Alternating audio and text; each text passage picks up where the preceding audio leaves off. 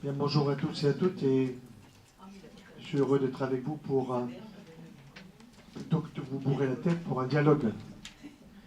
Mais avant qu'on dialogue, il faut que je vous explique un petit peu un certain nombre de choses concernant d'abord ce qu'on appelle Olivier Plus. Et pour vous dire tout de suite que Olivier Plus, quand on m'en a parlé la première fois, j'ai dit c'est une belle blague. Parce que quand on est scientifique, première chose, c'est de contester, parce qu'on veut vérifier. Alors j'ai demandé à ce qu'on m'envoie la composition précise. Puis j'ai demandé à ce qu'on m'envoie les laboratoires internationaux qui avaient fait les dosages, parce que même en France, hein, il y a de la triche. Il y en a partout. Hein. Et puis je suis allé voir sur place.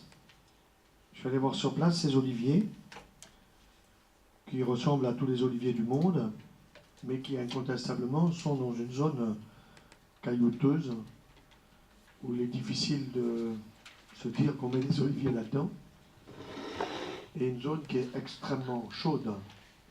C'est-à-dire que même au mois d'avril, sur la tête, on peut se faire cuire un œuf sur la tête, tellement ça chauffe, quoi.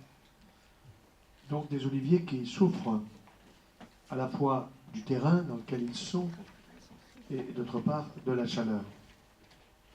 Et on sait, tous les botanistes le savent, que lorsque une plante souffre, soit elle meurt, soit elle s'en sort en sécrétant des produits qui la protègent.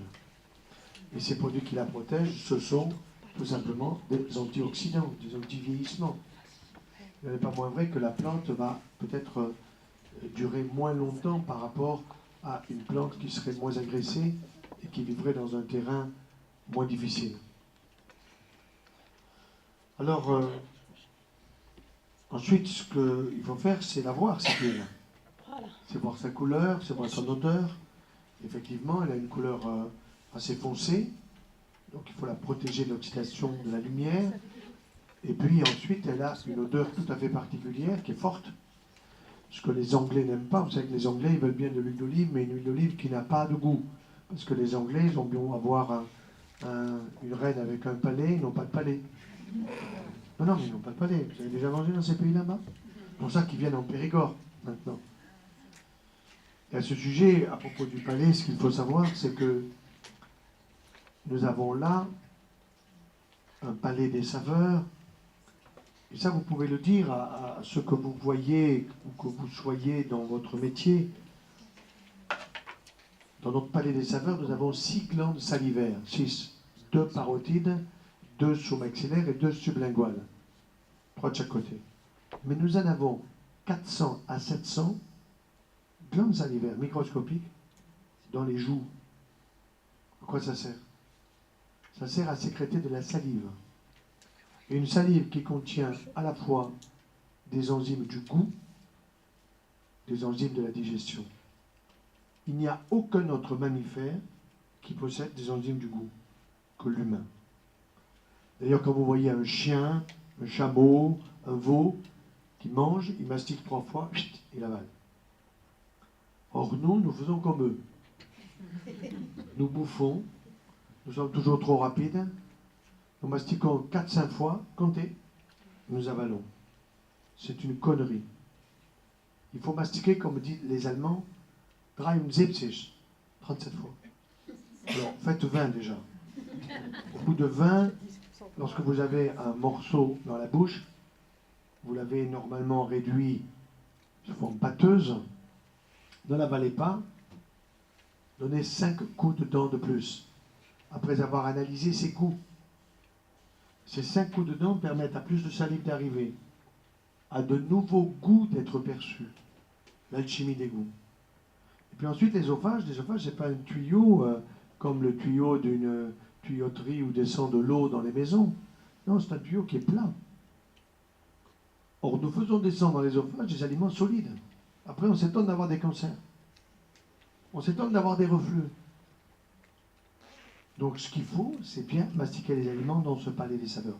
Et d'autre part, une autre notion importante, quel est le premier signe de l'Alzheimer? Quel est le premier signe du Parkinson? Alors, Parkinson, on vous dit c'est ça, ou bien c'est une démarche un peu comme ça. Et l'Alzheimer, on vous dit, j'ai perdu mes clés. Il y en a à 20 ans, ils ne savent pas où sont leurs clés. C'est pas du tout ça. Le premier signe de l'Alzheimer et le premier signe du Parkinson, c'est la perte de l'odorat et la perte du goût. Quand vous commencez à perdre l'odorat, vous êtes sur le chemin. Ça veut donc dire qu'on peut stimuler son odorat. Et messieurs, quand vous offrez des roses à votre dame, il faut lui offrir des roses de Damas ou de Dadès. C'est des roses qui exhalent la rose. Sinon, vous êtes nuls. Et quand vous offrez des fruits, il faut offrir des fruits bio. Des fruits de saison, des fruits qui ont un goût. Des fruits que vous allez garder dans la bouche parce que c'est votre bonheur. Alors, on va maintenant dire une deuxième chose. Perte du goût et perte de l'odorat. L'odorat, c'est quoi? Ici, à la racine du nez, nous avons un os qu'on appelle l'ethmoïde. Cet os, en grec, ethmoïde, ça veut dire os criblé, criblé de trous. Et c'est par ces trous que passent des tout petits nerfs qui sont plus fins que les plus fins de vos cheveux. Et qui arrivent sur des petits lobes olfactifs de chaque côté, plus petits que mon extrémité de mon petit doigt. Et nous les refaisons tous les 3 mois. Décembre, janvier, février. Début mars, c'est refait. Non pas que la veille, tout disparaît et tout se refait. Mais ça veut dire qu'en permanence, les cellules du système olfactif vivent 3 mois. Les cellules du système gustatif, 1 semaine, un peu plus 10 jours. Comme nos globules blancs qui vivent 7 jours, comme les cellules d'autrefois qui vivent 1 mois, qui vivent 1 an. Oui, tout ça sont des choses très importantes. Alors, lorsqu'on a trouvé un goût spécial, d'une part, et une couleur forte, à ce moment-là, des analyses ont été réalisées, en particulier à Bari. Bari, c'est en Italie. C'est un centre international de l'huile d'olive. Mais ça ne suffit pas, parce que les Italiens, il faut s'en méfier, comme des Allemands, comme des Français, comme des Belges. Donc, il a fallu voir plusieurs laboratoires internationaux. Et ils ont confirmé qu'il se passait quelque chose, c'est-à-dire que dans la composition de cette huile d'olive, il y avait des produits polyphénols tout à fait particuliers. À ce moment-là, après avoir dosé tous les polyphénols, on est allé plus en détail, parce qu'il y a polyphénol et polyphénol. Vous avez la rutine, vous avez le resveratrol, vous avez l'hydroxytyrosol et tyrosol. C'est cela qu'on a trouvé. Dans ce terroir qui est unique, que vous avez là, cliché suivant, et on s'est rendu compte que la concentration qu'il y avait, au fond, dans une cuillerée à soupe, c'était l'équivalent de 30. Alors, 30 cuillerées à soupe d'huile d'olive, vous n'allez pas vous taper tout ça, c'est pas possible, ça serait trop et excessif. Donc, on va se rendre compte que vous avez, vous voyez la quantité d'hydroxytyrosol par unité, 233 mg par kilo, et que de l'autre côté, par unité, c'est 7 mg par kilo dans chaque cuillerée. Cliché suivant. Alors, l'huile d'olive, on fait un rappel rapide. Vous avez de l'eau, évidemment, mais le point important, c'est ça. Ce qui est intéressant, c'est que vous avez une très petite quantité, mais qu'une très petite quantité peut avoir un maximum d'efficacité. Vous voyez ? Ça, c'est absolument typique des éléments positifs pour la nutrition. Et personnellement, je suis totalement défavorable à utiliser des produits sous forme de, je dirais, de biochimie. Moi, je suis à fond favorable pour utiliser des produits naturels.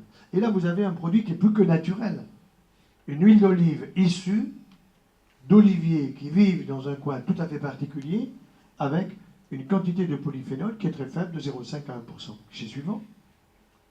Alors, qu'est-ce que c'est que ces composés phénoliques de l'huile d'olive?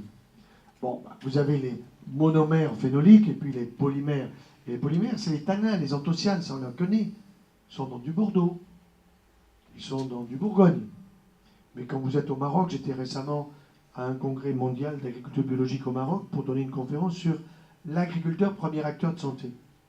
Il y avait des gens du monde entier. Ils ont été heureux d'entendre qu'un médecin, un chirurgien, un cancérologue était capable de leur dire que l'agriculteur, c'est le premier acteur de santé. L'agriculteur, celui qui me donne des oranges, des pommes, des poires, qui peut me donner de la viande, du fromage, etc. L'agriculteur, premier acteur de santé. Je n'ai pas besoin du biochimiste. J'ai besoin de l'agriculteur. Et donc, vous avez dans les monomères phénoliques ce tyrosol et puis ce syringaldéhyde, pour ceux qui connaissent un petit peu la biologie ou la médecine, ils savent que la syringomyélie est une maladie particulière qui est en particulier lié à une chose, c'est un manque d'éléments, je simplifie, lipidiques autour du nerf. Vous savez, quand vous mettez des fils électriques, ils peuvent être rouges, bleus, jaunes, il y a une protection. Ils ont des accès, des fonctions particulières, l'un pour envoyer le courant, l'autre pour le recevoir. C'est exactement la même chose. Il faut que nos nerfs soient protégés. Suivante. Alors, évidemment, première chose qu'on doit se poser, comment ça marche dans l'organisme à partir du moment où je le consomme. Or, comme je ne le consomme pas par les oreilles ou par les trous de nez, je le consomme par la bouche, donc par voie orale. Alors, on va le retrouver dans l'intestin grêle et dans le côlon. Vous voyez la concentration maximum dans le plasma. Déjà, il y en a une partie, même maximum, qui est 5 à 10 minutes. Ça veut dire qu'il y a une absorption rapide. Et l'absorption rapide peut se faire fin d'estomac, duodénum, début du jéjunum. C'est là que ça se passe.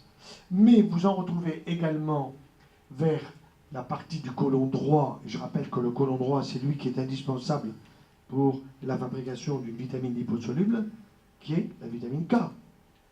Quand on vous enlève le côlon droit, il faut vous apporter des éléments de la coagulation parce que vous risquez d'avoir un sang trop fluidifié, ce qui est bon pour une personne âgée, mais pas nécessairement pour d'autres. Alors, ensuite, solution de transport, soit sous forme aqueuse, soit sous forme huileuse. Qu'est-ce qui est le mieux? J'ai suivant. Tout ça va être vu d'une manière très précise en suivant l'hydroxytyrosol radioactif injecté par voie intraveineuse. Vous voyez que la demi-vie, elle est de 1 à 2 minutes dans le sang, mais que 5 minutes après, vous allez en retrouver dans les reins, dans les muscles, dans le foie, dans les poumons, dans le cœur, un peu partout. Mais le plus intéressant, c'est là, dans le cerveau. Qu'est-ce que ça fout dans le cerveau? Est-ce que c'est comme l'aluminium qui va m'esquinter mon cerveau pour me donner un Alzheimer? Non. Ça va être un élément lipidique extrêmement intéressant pour les cellules nerveuses, pour les neurones, et pour toutes les cellules qui nourrissent les neurones. Parce qu'il y a le neurone, et puis le neurone, il est nourri aussi par un système qui est un système de défense, qui est un système immunitaire, différent d'ailleurs du système immunitaire que nous avons avec le système lymphatique et avec les ganglions. Alors je vous disais solution aqueuse ou solution huileuse. Eh bien vous voyez la biodisponibilité de l'hydroxytyrosol sur le côté gauche et du tyrosol sur le côté droit. Et vous voyez qu'il y a une nette différence significative, il n'y a pas de doute, c'est sous forme d'huile d'olive, et au fond, c'est une logique, je dirais, de la nature. Vous n'allez pas transformer une huile d'olive dans de la flotte. Cliché suivant. Alors maintenant, est-il toxique? Est-il toxique? Ça, c'est intéressant. Eh bien, on sait que jusqu'à 2 grammes d'hydroxytyrosol par kilo à des rats, on dirait, rat, c'est pas l'homme. Et vous savez que toutes les études de toxicologie se font d'abord chez le petit animal. Bon, vous voyez, c'est l'équivalent de 200 kg d'huile d'olive pour un adulte. Bon, donc on lui donne le paquet à ce rat, il n'y a pas de problème, il supporte. Et pour avoir la dose létale LED à 50, c'est-à-dire où la moitié des animaux seraient morts, il faut des doses qui dépassent 2,5 à 3,5 grammes par kilo. Donc on sait qu'il n'y a pas de toxicité, même si on est un grand consommateur.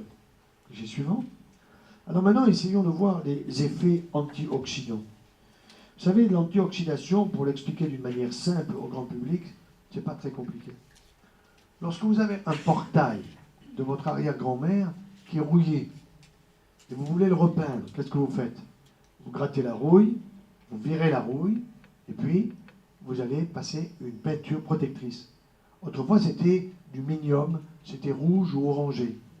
Et puis quand c'était sec, on mettait une peinture de son choix, au point de vue couleur, et 50 ans plus tard, c'était les arrière-petits-enfants qui faisaient la repeinture. Eh bien, l'effet antioxydant, c'est ça. Ça veut dire que la cellule, qui va être abîmée par, je dirais, tout ce que nous consommons, tout ce que nous respirons, dans l'intoxication quotidienne inconsciente, eh bien là, vous allez la protéger. Et vous voyez que vous la protégez comment? Exactement comme le portail. Vous lui mettez une sorte de peinture tout autour, c'est pas une peinture bien sûr, mais vous lui mettez quelque chose qui fait que le radical libre, ben, il ne va pas être actif là-dessus. Donc la cellule est protégée. C'est ça l'effet antioxydatif. Et on peut connaître par ce qu'on appelle l'ORAC, qui est une observation de la capacité d'oxydation d'un produit, connaître donc le pouvoir antioxydant. Et vous voyez ici la vitamine C, on sait que c'est un antioxydant, c'est bien. Vitamine C d'une orange, vitamine C d'un kiwi, d'un fruit. Ici, ça, c'est la grappe de raisin. Ça, c'est le thé vert. Ça, c'est un élément de l'huile d'olive, l'oleuropéine. Le resveratrol immancaner, qui correspond à ce que vous trouvez dans du vin rouge de Bordeaux ou de Bourgogne. Et vous voyez l'hydroxytyrosol? La capacité de l'hydroxytyrosol tout seul. Alors, attention, n'en concevez pas qu'il faudrait mettre l'hydroxytyrosol en capsule. À lui tout seul, ce serait absurde. Exactement comme on s'est rendu compte que le lycopène, par exemple, vous donnez du lycopène tout seul à des rats qui ont un cancer prostatique parce qu'on leur a créé un cancer prostatique, et puis vous donnez du lycopène à des rats, mais qui est mélangé à la tomate, à la même dose. Mélangé, je veux dire, appartenant à la tomate. Eh bien, vous allez vous rendre compte que vous avez un bien meilleur effet avec la tomate entière qu'en utilisant un extrait de lycopène à part, sous forme de gélules et compagnie. Mais là, c'est la même chose. Donc ça, c'est l'effet, je dirais, in vitro de l'hydroxytyrosol, qui est un effet antioxydant extrêmement intéressant et qui prouve bien qu'on a là une molécule positive pour la santé.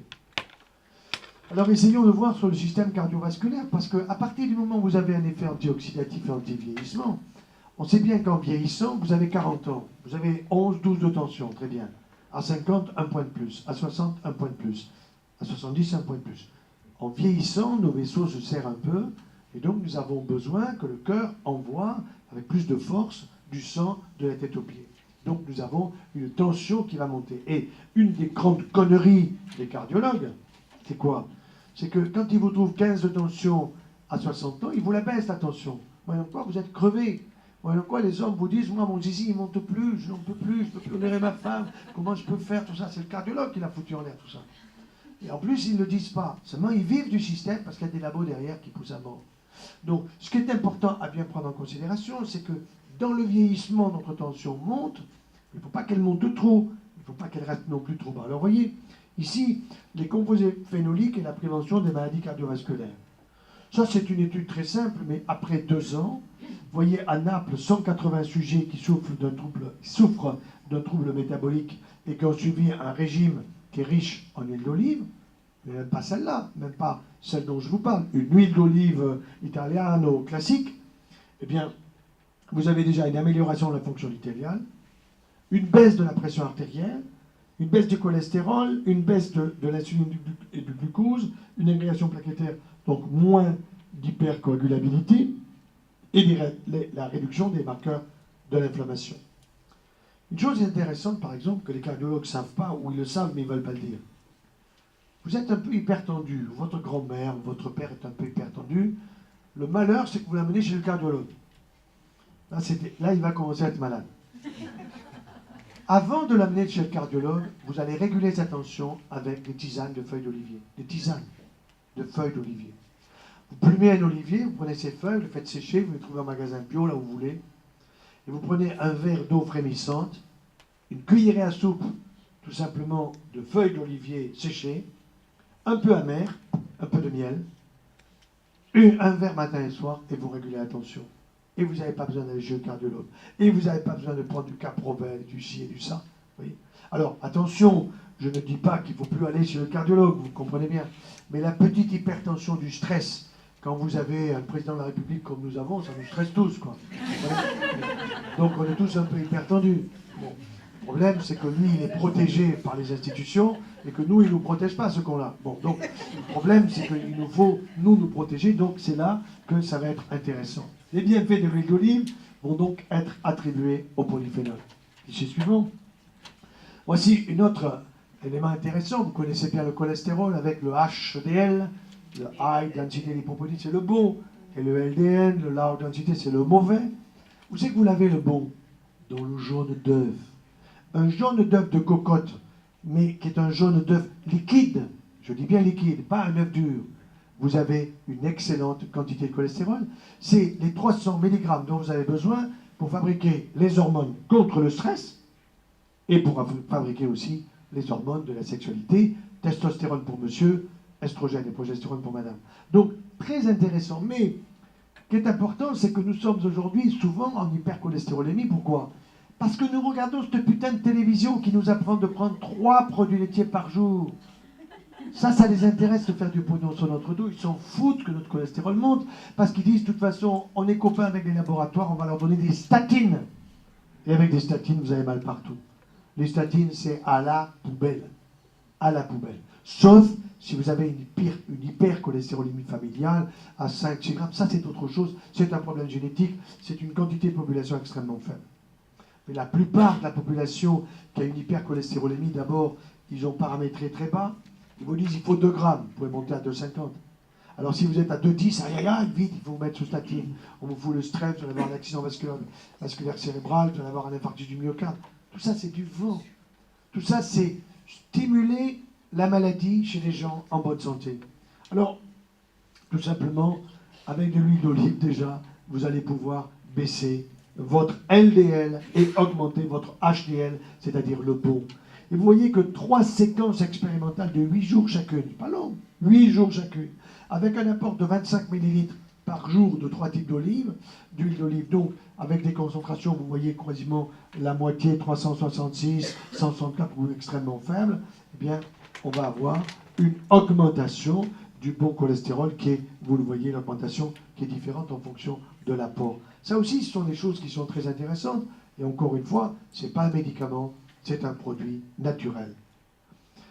Composés phénoliques et prévention des maladies cardiovasculaires, vous voyez que l'European Food Safety, donc l'autorité européenne, qu'est-ce qu'elle dit? Elle dit que les polyphénols, et en particulier les deux, hydroxytyrosol et tyrosol d'huile d'olive, protègent les lipides sanguins contre le stress oxydant, à condition d'apporter la quantité suffisante.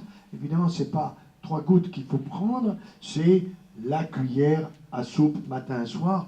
Je ne suis pas d'accord pour prendre cette cuillère à soupe comme ça, là, comme un médicament, puis après, c'est pas bon. Non, vous la mettez dans la salade. Moi, j'en ai pris hier le matin, j'en ai pris hier le soir dans la salade, et tous les soirs, une bonne salade, c'est absolument indispensable, plutôt que de se gaver de produits qui sont pas bons pour notre santé. Donc, 12 fois plus de polyphénol que la valeur minimale qui est proposée par l'Agence européenne. Alors, l'hydroxytyrosol diminue donc le taux du mauvais cholestérol, et vous voyez que 38 patients qui avaient un syndrome d'hyperlipidémie, 35 ont vu leur taux de LDL, le mauvais, diminué par un traitement de 6 mg d'hydroxytyrosol sur 6 mois. Mais je ne le vois pas comme une prescription médicale. Je le vois comme une consommation nouvelle chez des personnes à risque. Parce que justement, vous avez une personne à risque d'Alzheimer qui commence à perdre la mémoire. Parce que vous avez une personne qui est stressée, avec une hypertension, avec du diabète, on va le voir pour le diabète, avec également du cholestérol. Eh bien là, c'est vraiment intéressant. Voyons maintenant pour l'inflammation, fichier suivant. Polyphénol contre l'inflammation, il y a eu une étude clinique, vous voyez, chez 99 patients qui avaient une polyarthrite rhumatoïde. Alors ça, vous voyez, on en voit de plus en plus. Pourquoi? Parce que tout simplement parce que les gens sont gavés de produits laitiers, qui gavent de facteurs de croissance qui sont destinés aux articulations d'un veau. Je vous rappelle que le veau, en une année après sa naissance, il prend 365 kilos. Et que votre petit-fils ou votre fiston ou votre petite-fille, elle prend 5 kilos en une année. Après sa naissance, 5 kilos. Et que l'enfant, un an après sa naissance, il parle, il court, il reconnaît les uns, les autres, etc. Alors que le veau, il est aussi con un an après que quand il est né, quoi. La seule chose, c'est qu'on n'a pas essayé de donner du lait d'une femme à un veau. À mon avis, il se mettrait à parler. Alors, ce qui est intéressant, vous voyez, c'est que 99 patients qui ont atteint de polyarthrite rhumatoïde, on voit des gosses avec des polyarthrites rhumatoïdes, avec des genoux gonflés, avec des mains gonflées, qui ne peuvent plus taper sur l'ordinateur, qui ne peuvent plus écrire, avec des douleurs aux hanches, c'est effrayant. Et ces gosses, on leur dit, petit, il faut prendre des produits laitiers pour grandir, pour avoir du non-os. C'est de la connerie. Un produit laitier par jour, et surtout pas de vache. La vache, elle est sacrée, laissez-la tranquille. Tous les acti machins que vous connaissez, moi je les prescris. Et en conférence, je demande, qui a pris un yaourt aujourd'hui? Qui a pris un yaourt ce matin? Alors en général, là, vous bougez pas, mais tout le monde lève la main. Et en général, comme tous se disent, il faut en avoir pris un, même ceux qui n'en ont pas pris lèvent la main. Et je dis maintenant, je vais vous dire quand est-ce que je le prescris. La veille du départ dans l'au-delà. Alors, chez D'accord, ils n'ont rien compris parce qu'ils m'accusent de dire que ça envoie dans l'au-delà. Pas du tout. C'est pas du tout ça que je veux dire. Je veux dire simplement que le yaya, c'est un bon plaisir avant de partir. Voilà. Parce que vous n'allez plus dedans. Parce que vous êtes épuisé. Donc il est normal qu'avant de partir, vous ayez un petit cadeau avant de partir. Bon, ça me paraît capital. Vous savez, ça me rappelle un jour, une jeune femme est venue me voir en mini-jupe. Bon, moi, comme tous les hommes, hein, d'une manière générale, en dehors de quelques spéciaux, bon, on est sensible, hein, mini-jupe, tout ça, elle vient vous voir, sympa, et elle vous dit, je viens vous présenter le dernier yaourt pour la santé. Oh. Alors, expliquez-moi, est-ce que vous avez des preuves scientifiques? Bien sûr. Alors, elle vous ouvre le diaporama, et puis elle vous montre une trentaine de diapos, magnifiques, belles couleurs, des histogrammes, des P00, de la stat, etc. Alors, il y en avait chez le rat, il y en avait chez le lapin, chez le cochon d'Inde. À la fin, je me suis dit, mais là, c'est pour moi, quoi. Bon. Et puis, je lui dis, bon, ben, c'est merveilleux, tout ça, c'est vraiment intéressant pour la santé, mais qu'est-ce que je dois dire à ma femme, à mes amis, à tout ce que j'aime, qu'est-ce que je dois leur dire pour les convaincre de consommer ça? Elle me dit, vous allez leur dire qu'avec ça, ils auront la peau douce. Bon. Oui, parce que j'étais la peau douce du lapin, etc. Bon. Alors, je lui dis, mais où? Alors, je lui fais là ou là? Elle me dit, la tête aux pieds. Oh, très bien, je vais dire à ma femme qu'elle va avoir la peau douce, la tête aux pieds, mes enfants, toute la famille, la grand-mère, etc. Je dis, mais il faut en prendre combien? Ah, au moins 4 par jour. Un au petit déjeuner, au repas de midi, au repas du soir, et un avant d'aller faire dodo, parce que dedans, il y a un petit peu d'acide aminé pour s'endormir gentiment, etc. Formidable. Je dis, mais pendant combien de temps? Et là, alors, elle me sort la leçon par cœur. Au moins 70 jours consécutifs, non-stop. 87-28, 280 yaya, j'ai la peau douce.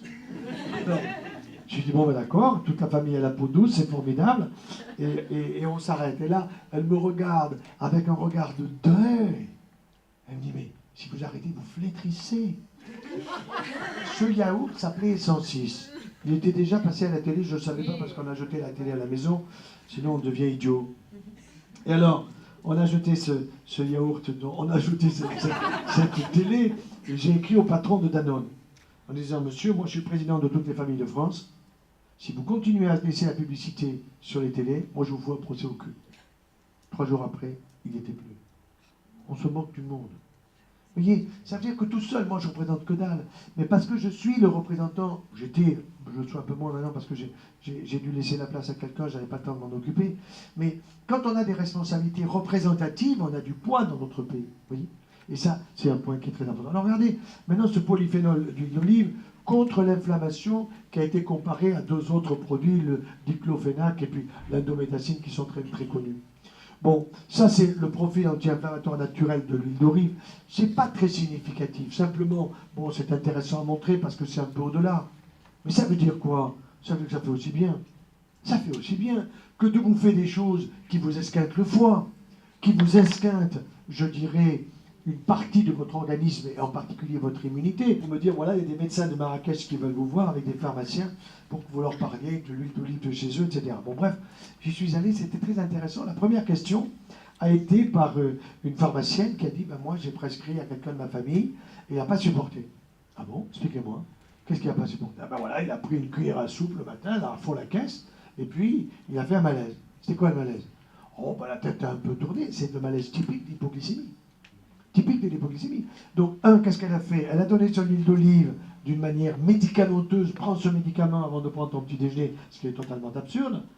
Et qu'est-ce qu'elle a créé? Elle a créé une hypoglycémie. Je dis, non, mais ça ne veut pas dire que le produit est mauvais, ça veut dire que vous ne l'avez pas donné comme il faut le donner. Vous l'avez donné comme un médicament parce que vous êtes pharmacien, vous avez fait une prescription, ce n'est pas une prescription, ce n'est pas remboursé par la Sécu, ça n'a pas une autorisation de mise sur le marché.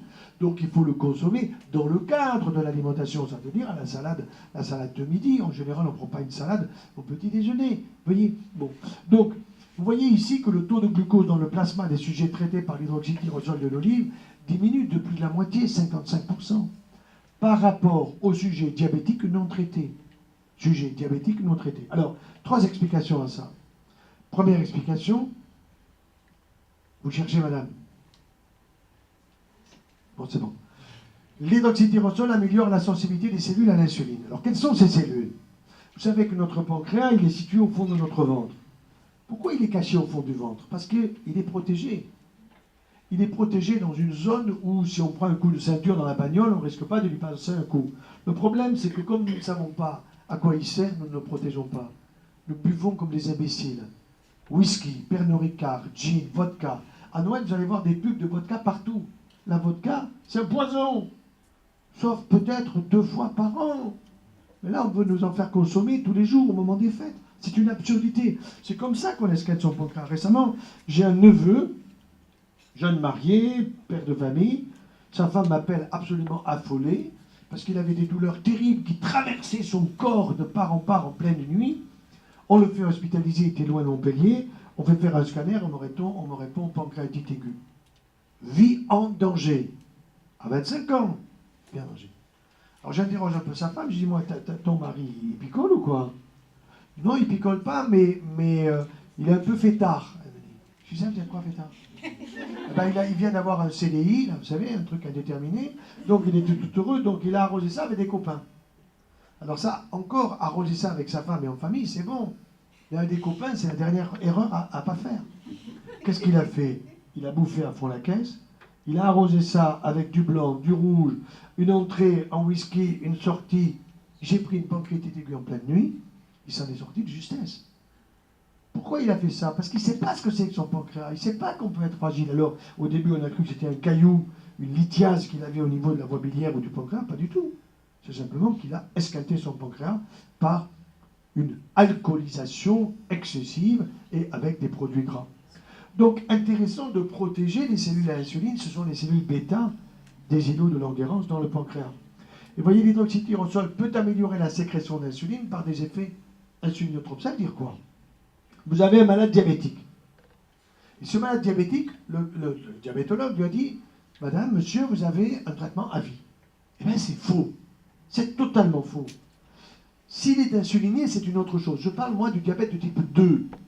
Dans le diabète de type 2, vous avez quelqu'un qui est sous hypoglycémie oraux. Il prend des comprimés pour réguler sa glycémie, ne pas avoir des taux trop élevés. Eh bien, vous allez progressivement faire un plan de réduction de ces hypoglycémies oraux et vous allez lui changer les habitudes alimentaires en lui supprimant quoi? Tous les produits laitiers de vache, vache sacrée. Le yaourt, le fromage, le lait, les crèmes glacées, les crèmes brûlées, tout ça, vous virez. Et vous allez lui supprimer également le pain blanc.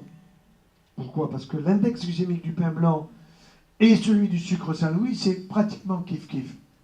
Pain blanc, index glycémique 100, c'est la référence. Sucre Saint-Louis, 140. Vous direz, c'est plus. Bien sûr que c'est plus. Mais c'est parallèle. Donc ce qu'il faut dans un cas comme celui-là, c'est réduire l'apport en éléments glucidiques à index glycémique élevé, et c'est donner des éléments qui vont baisser le taux naturellement de son sucre par l'intermédiaire, tout simplement, d'une telle huile d'olive. Et vous allez vous rendre compte qu'au bout de 3 mois, le patient n'a plus de diabète. Parce que vous avez stimulé son pancréas, parce que vous avez permis au pancréas de fabriquer l'insuline dont il a besoin pour neutraliser une hyperglycémie, bien sûr aussi que vous allez lui supprimer le Coca-Cola qui est un poison. Vous savez que le Coca-Cola, pour moi, il faut le rembourser par la sécurité sociale dans les pharmacies en cas de choléra. Et que vous devez le trouver tout simplement chez le quincaillier pour nettoyer votre chiotte. Voilà. Quand vous avez une tache sur le tapis, Coca-Cola. C'est un poison absolu. Alors ils ont dit non, non, mais on a supprimé le sucre, on vous promet, maintenant c'est du Coca zéro. Récemment, je vais voir un de mes collègues pour lui montrer un dossier difficile l'été dernier. Et je vois sur sa table, le radiologue, il avait une bouteille de Coca. Je dis, vous buvez cette saloperie? Ah, il me dit, c'est du light. Ah non, non, mais... Alors je lui dis, mais c'est plein d'aspartame. Il me dit, non, c'est du zéro. Il prend la bouteille, il tourne, il me dit, regardez, c'est du zéro stress. Je dis, mais c'est plein d'aspartame. Il me dit, pas du tout, il n'y en a pas. Prenez votre loupe. Il a pris sa loupe de radiologue, il a regardé, il dit, merde, c'en est plein. Pourtant, il est médecin. Il en fait boire à ses enfants. Enfin, là, il a compris, vous voyez. Mais on est totalement trompé. Les Jeux Olympiques sont sponsorisés par Coca-Cola. La Coupe du Monde de football est sponsorisée par Coca-Cola. Tout ça, il faut le faire savoir au grand public. Ce sont des saloperies. De la même façon, on y viendra peut-être que Nutella. D'accord. Alors, l'hydroxytyrosol protège les cellules bêta-pancréatiques des dommages résultant de l'augmentation de la sécrétion d'insuline. Cliché suivant. Maintenant, contre le diabète, vous voyez que ces études suggèrent que l'administration des polyphénols peut être utile dans la prévention des complications du diabète. Vous savez que le diabétique, à long terme, il a la canne blanche. Il est insuffisant rénal. Il se retrouve au rein artificiel, à la dialyse, parfois même à la greffe rénale. Donc il vaut mieux, et ça coûtera moins cher à Madame Touraine, totalement incompétente, évidemment, comme tous les ministres qui prennent un poste dans le domaine de la santé, incompétente. La seule chose, et c'est ça qui est intéressant, c'est qu'elle veut faire des économies, parce qu'elle n'a pas un radis. Or, si vous voulez lui faire des économies, ben voilà. Au lieu de prescrire des médicaments qui coûtent la peau des fesses, remboursés par la Sécu, vous allez pousser les gens à consommer des produits de qualité pour leur santé, en réduisant par ailleurs d'absorber des produits qui ne sont pas bons pour leur santé et qui finalement leur coûtent plus cher. Alors, maintenant, a-t-il des effets anti-cancer? Ça, c'est intéressant parce que c'est sur le petit animal. Petit animal chez lequel on greffe avec du diméthylbenzotracène, qui est un produit, je vous le mets sous la peau d'un rat, et 8 jours après, j'ai une tumeur. C'est absolument fabuleux. Bon. Eh bien, vous avez normalement des métastases, c'est-à-dire que la lésion primaire va faire des petits, un peu comme les fraises qui baladent par marcottage. Eh bien, c'est la même chose. Si vous apportez justement cette phénoxytyrosol sous la forme de cette huile d'olive que vous allez donner à cet animal, au 12e jour, vous allez voir disparaître les tumeurs. Régression tumorale in vivo chez les souris ayant reçu l'oleuropéine.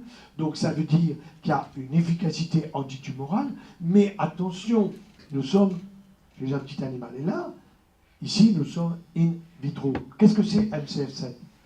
MCF7, c'est une femme qui est morte d'un cancer du sein aux États-Unis, mais qui a donné sa tumeur, qui a donné ses cellules.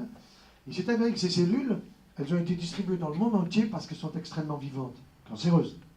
Donc elles sont utilisées in vitro, et on en a fait des tests, et à partir du moment où vous avez de la MCF7, donc cette MCF7 du cancer du sein in vitro, vous pouvez étudier l'efficacité ou la non-efficacité d'un produit, d'une chimiothérapie, d'un produit qui va stimuler la multiplication cellulaire ou qui va la freiner. Eh bien, si vous donnez justement de l'oleuropéine et de l'hydroxytyrosol, eh bien, vous allez bloquer en G0, G1, tout ça, on peut le suivre, ça veut dire qu'on a un effet antimitotique. Mais attention, nous sommes sur de l'in vitro. Ce matin, je recevais un mail, après avoir fait une formation très importante sur le sujet de l'apiculteur à l'apithérapeute. Apiculteur, c'est celui qui fait tous les produits de la ruche. Et une patiente m'écrivait, pourquoi vous êtes contre la gelée royale chez quelqu'un qui a un cancer? La réponse est simple. Parce que dans la gelée royale, qui est la nourriture de la reine, qui est préparée par les ouvrières, eh bien, il y a de quoi faire croître énormément la larve, et donc d'avoir, par cette croissance, on sait qu'il y a des facteurs de croissance qu'on appelle d'ailleurs la royalectine. Et quand on prend la gelée royale, pardon, revenez sur la précédente, et qu'on met en culture des cellules de MCF7, elle cavale. Elle cavale. Ça veut dire qu'elle se multiplie. Donc la gelée royale est effectivement contre-indiquée chez quelqu'un qui a été traité pour un cancer, parce qu'on n'a pas envie de faire une récidive. Alors enfin, il y a l'effet antimicrobien qui est intéressant, et vous voyez, c'est Escherichia coli, Candida albicans, enfin bref, tous les germes que vous pouvez trouver dans le système digestif, en excès, quand il y a un déséquilibre de la flore, ou bien quand on les prenons sous la forme respiratoire, parce que c'est l'hiver, vous êtes dans le métro, les gens éternuent, bon, ils ont oublié de mettre le mouchoir au moment où ils éternuent, vous en prenez plein la tête, vous le respirez, et vous prenez ainsi les germes qui circulent, je dirais, dans la population générale.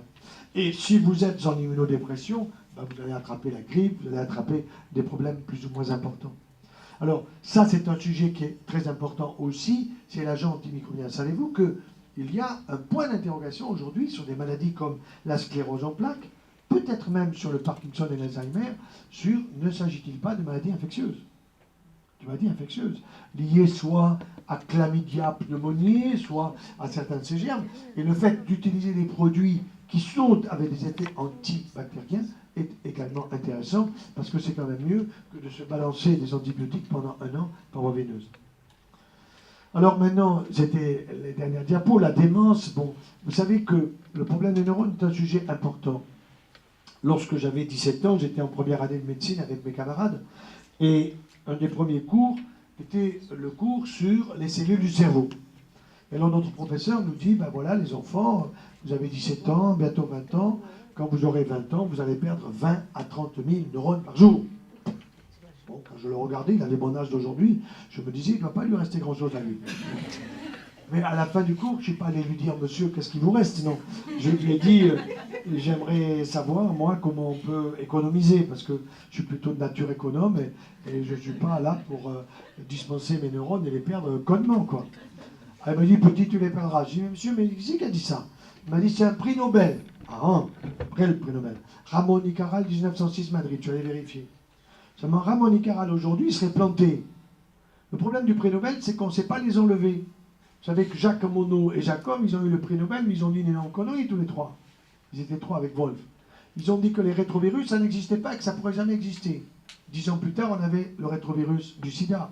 Donc, alors, c'est pas là-dessus qu'ils ont eu le prix Nobel, mais ils ont dit un tas de conneries, plus grosses qu'eux, mais comme c'est des prix Nobel, c'est évangélique. C'est pas vrai.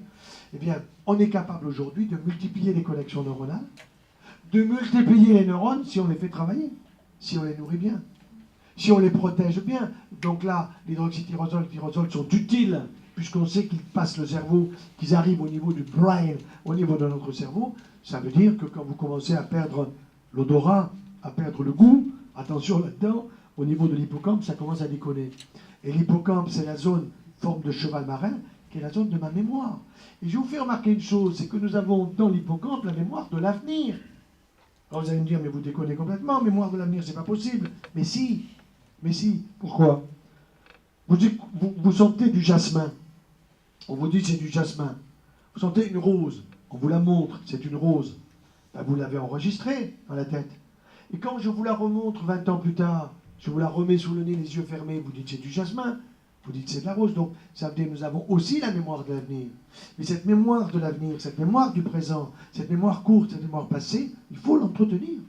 Alors j'ai appris à ma petite fille Guillemette, qui doit avoir 6 ans, et quand je récite avec elle une fable de La Fontaine, un riche laboureur sentant sa mort prochaine fait venir ses enfants, alors pas là sans témoin, elle me dit, Papyri, parce qu'elle m'appelle comme ça, je mets ça dans mon hippocampe. J'adore. J'adore. À 6 ans, elle me dit, je mets ça dans mon hippocampe. J'adore. Voilà. Alors, vous voyez, c'est suivant.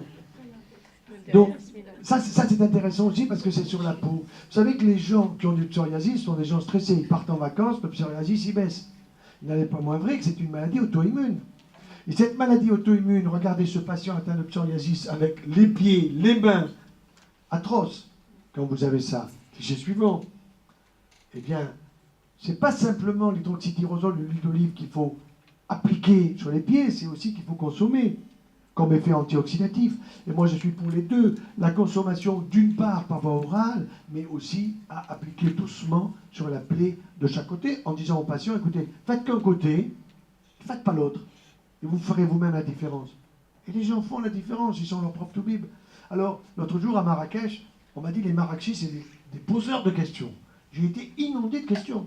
Alors qu'à Rabat, à Tanger, à Fès, à Agadir, j'ai eu des questions, mais pas autant que chez les Marrakechis. Et alors, il y a une femme médecin qui a dit, oui, mais enfin, vous n'avez pas fait d'études randomisées. Oui. Alors, études randomisées, ça veut dire, ici, vous êtes sur ma droite, ici, vous êtes sur ma gauche, et là, on va vous faire consommer pendant 10 ans, et puis là, pendant 10 ans, là, vous aurez un produit pourri, et là, vous aurez un produit dit de qualité. Et puis, dans 10 ans, on verra qui c'est qui est malade, qui c'est qui n'est pas malade. Non, ça n'a strictement aucun sens. Ça, c'est la médecine des cobayes. C'est celle d'aujourd'hui. C'est celle d'aujourd'hui. Et comme je leur ai dit, on n'a jamais démontré que de ne pas opérer les appendicites, ça tuait les gens. Hein, quand quelqu'un a une appendicite, en général, on va chez le chirurgien, on enlève l'appendice et on sauve la vie. Mais ce qu'on devrait faire, comme ça n'a jamais été fait en études randomisées, on devrait prendre 100 jeunes qui ont une appendicite, on coupe en deux, 50 on les opère, et puis 50 on ne les opère pas, on a 25 morts. Voilà. Et puis là, on dit maintenant il faut opérer, vous voyez. Non. Ça, c'est de la médecine de merde. Moi, je ne veux pas de cette médecine. Or là, nous ne sommes pas sur des médicaments avec des autorisations de mise sur le marché qui coûtent extrêmement cher. Nous sommes sur des produits, et pour le malade, c'est 100% pour sa santé. Alors ici, vous avez le résumé antioxydant, antitumoral, cardiopréventif, anti-agrégant thrombotique, ça aussi c'est intéressant, hypoglycémiant, anti-angiogénique, réduction de l'angiogénèse, c'est-à-dire de la construction tumorale, anti-inflammatoire, antimicrobien, anti-apoptotique. Vous savez, quand on dit que l'apoptose, c'est le suicide de la cellule, c'est une grave erreur. L'apoptose, ce n'est pas le suicide de la cellule. Si vous vous suicidez, vous n'êtes pas en apoptose. Ça veut dire que vous arrêtez votre vie alors qu'elle peut encore continuer. Normalement, on devrait vivre jusqu'à 120 ans. Mais on meurt avant parce qu'on a des comportements de santé débiles. Bon, et qu'on suit les publicités. Et si déjà vous faites retenir à vos familles et à vos patients que tout ce qu'ils voient à la télé, c'est ce qu'il ne faut pas acheter, C'est déjà pas mal, vous voyez. Là, vous aurez fait un progrès considérable. Bon, eh bien, ça veut dire quoi? Ça veut dire que dans la société d'aujourd'hui, nous avons des produits qui sont à notre portée, qui sont véritablement utiles. Alors, on va avoir, il me tarde d'avoir les gélules, je les ai vues, mais on ne les a pas encore, ces gélules, parce que là, c'est encore au-delà. Je dirais, celui qui démarre son Alzheimer, celui qui démarre une maladie, celui-là, avant si j'ai l'huile d'olive, je lui donnerai, mais là, j'irai encore plus vite. Vous voyez. Donc, chaque chose en son temps, chaque pathologie peut être soignée, peut être prévenue. Je pense vraiment que l'image suivante, c'est un trésor. On a trouvé ce titre avec Marco Pieter qui est absolument excellent. Polyphénol d'huile d'olive, trésor pour la santé. Ce travail a été réalisé par un collègue de Fès, qui a fait un très très gros travail, qui a été contrôlé évidemment sur le plan biologique par, je vous l'ai dit, les équipes de Bari, les équipes en Angleterre, les équipes en Allemagne, donc extrêmement solide, extrêmement sérieux. Donc je crois profondément que ça vaut la peine de le faire connaître à tous ceux qui veulent rester en bonne santé. Je vous remercie.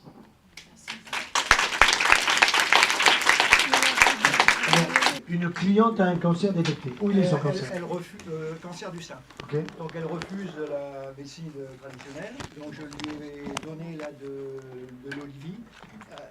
Combien de temps doit-elle le prendre? Est-ce qu'elle doit faire des pauses ou pas? Alors d'abord, elle n'a pas à refuser une médecine traditionnelle. Ça, il faut faire très attention parce que... Ben, c'est un choix personnel. Attends.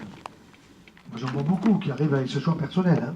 J'ai décidé que, le temps qu'ils viennent me voir, parce qu'ils disent joyeux, il a l'esprit ouvert, donc il va me donner quelques conseils nutritionnels et puis c'est fini. Non. Moi, il m'arrive de garder les gens pendant 1 heure dans mon bureau en consultation et j'arrive à convaincre, ou s'il faut, je les revois progressivement. On ne s'amuse pas avec le cancer du sein à faire croire qu'avec de l'huile d'olive, on va guérir. Ça, c'est faux. On ne s'amuse pas avec n'importe quelle tumeur existante à dire on ne fait pas de traitement. Ça veut dire que dans un cas comme celui-là, à moins que vous soyez vous-même Il faut déjà que je la convainque. Cancérologue, vous me l'envoyez. Ça lui coûtera que dalle parce qu'elle est prise en charge par la Sécu à 100%. Moi, je n'ai pas de relation financière avec les patients. Vous lui dites, allez voir Joyeux, c'est un clown, il est sympa, il vous fera rigoler, il est joyeux 24 sur 24, il est au centre anti-cancer à Montpellier, et moi, j'arriverai à la convaincre. Mais vous ne pouvez pas dire à cette dame, madame, je vous respecte, prenez donc de l'huile d'olive, avec votre question qui est tout à fait juste, combien de temps doit-elle en prendre? Moi je dis non, elle ne doit pas en prendre, elle doit aller voir un cancérologue. Qu'elle en prenne en plus, je suis d'accord, mais bien lui foutre dans le citron qu'elle ne va pas guérir avec de l'huile d'olive, même si elle en prend des tonnes, même si elle se baigne dans l'huile d'olive. Vous voyez? Donc prudence. Parce que le cancer du sein, c'est une saloperie. Nous envoyons actuellement 60 000 nouveaux cas par an. Le cancer de la prostate, 70 000 nouveaux cas par an. On a 11 500 femmes qui meurent du cancer du sein tous les ans en France. Hein. Imaginez qu'on ait 11 500 soldats là-bas, au Mali ou je sais où. Vous vous rendez compte ce que ça serait, quoi. Hein. Mais ça ne se sait pas. Ça ne se sait pas. Or, le cancer du sein, on en connaît les causes. C'est pour ça que j'ai écrit un petit bouquin sur stress et cancer du sein. Un autre qui s'appelle Comment enrayer l'épidémie des cancers du sein. Le cancer de la prostate, même chose. Donc, non, vous ne pouvez pas, quand vous avez des gens qui viennent comme ça, vous ne pouvez pas dire, je vais vous dire, madame, combien de temps il faut prendre l'huile d'olive. Là, vous risquez, si vous voulez, de donner un mauvais conseil. Vous dites, écoutez, vous me lui donnez mon mail. Parce qu'elle peut être à Lille, je ne sais pas où c'est que vous êtes. Bon, vous lui donnez mon mail et elle m'écrira et je la guiderai. Question suivante. Merci. Question suivante. Oui? Moi, je dirais qu'il faut guérir le cancer avant le cancer. Ça s'appelle prévenir, monsieur. D'accord? Bien sûr, non, mais ça, on ne prend pas de risque. Non, mais à ce moment-là, vous prévenez. Mais si la dame vient vous voir avec un cancer du sein dont le diagnostic est établi, prudence, quoi. Et personnellement, enfin, moi, j'arrive à voir des gens qui vont dans le chemin du cancer. Oui. Donc, dans exemple. Donc, exemple. je leur tends la perche pour se réformer, quoi. Oui, bien sûr, mais qu'est-ce que c'est le chemin du cancer pour vous? Eh bien, c'est le fumeur. C'est pas que ça, c'est Oui. l'alimentation, l'industrie agroalimentaire, c'est D'accord. pour le pain blanc, pas de D'accord, friture. d'accord. Oui, mais là, vous me parlez alors de quelqu'un qui a des comportements, je dirais, de vie qui ne sont pas bons pour sa santé. Et donc, vous dites, il y a un risque de cancer. Je suis d'accord. D'autant que sa maman, son papa, son grand-père, son frère ou son soeur a été atteint. Et vous ne me parlez pas de quelqu'un qui est atteint par le cancer. Il est sur le chemin. Il y a quelquefois des symptômes qui permettent quand même de voir qu'il y a un terrain quand même. Par exemple. Bon, des des petits kystes anodins, des petits... Des kystes. Enfin, disons, ça peut être au niveau de la peau, il y a des petites choses. Par exemple. Oui, ça veut dire, par exemple, au niveau de la peau, quand vous avez un grain de beauté noir qui noircit, il faut l'enlever. Il faut l'enlever, pas s'amuser avec ça. Non, mais je comprends, mais je veux dire qu'il y a des... Enfin, moi... Vous êtes naturopathe, vous êtes ostéopathe? Oui, tout à fait, je suis naturo. D'accord, bon, d'abord, c'est pas écrit sur votre front.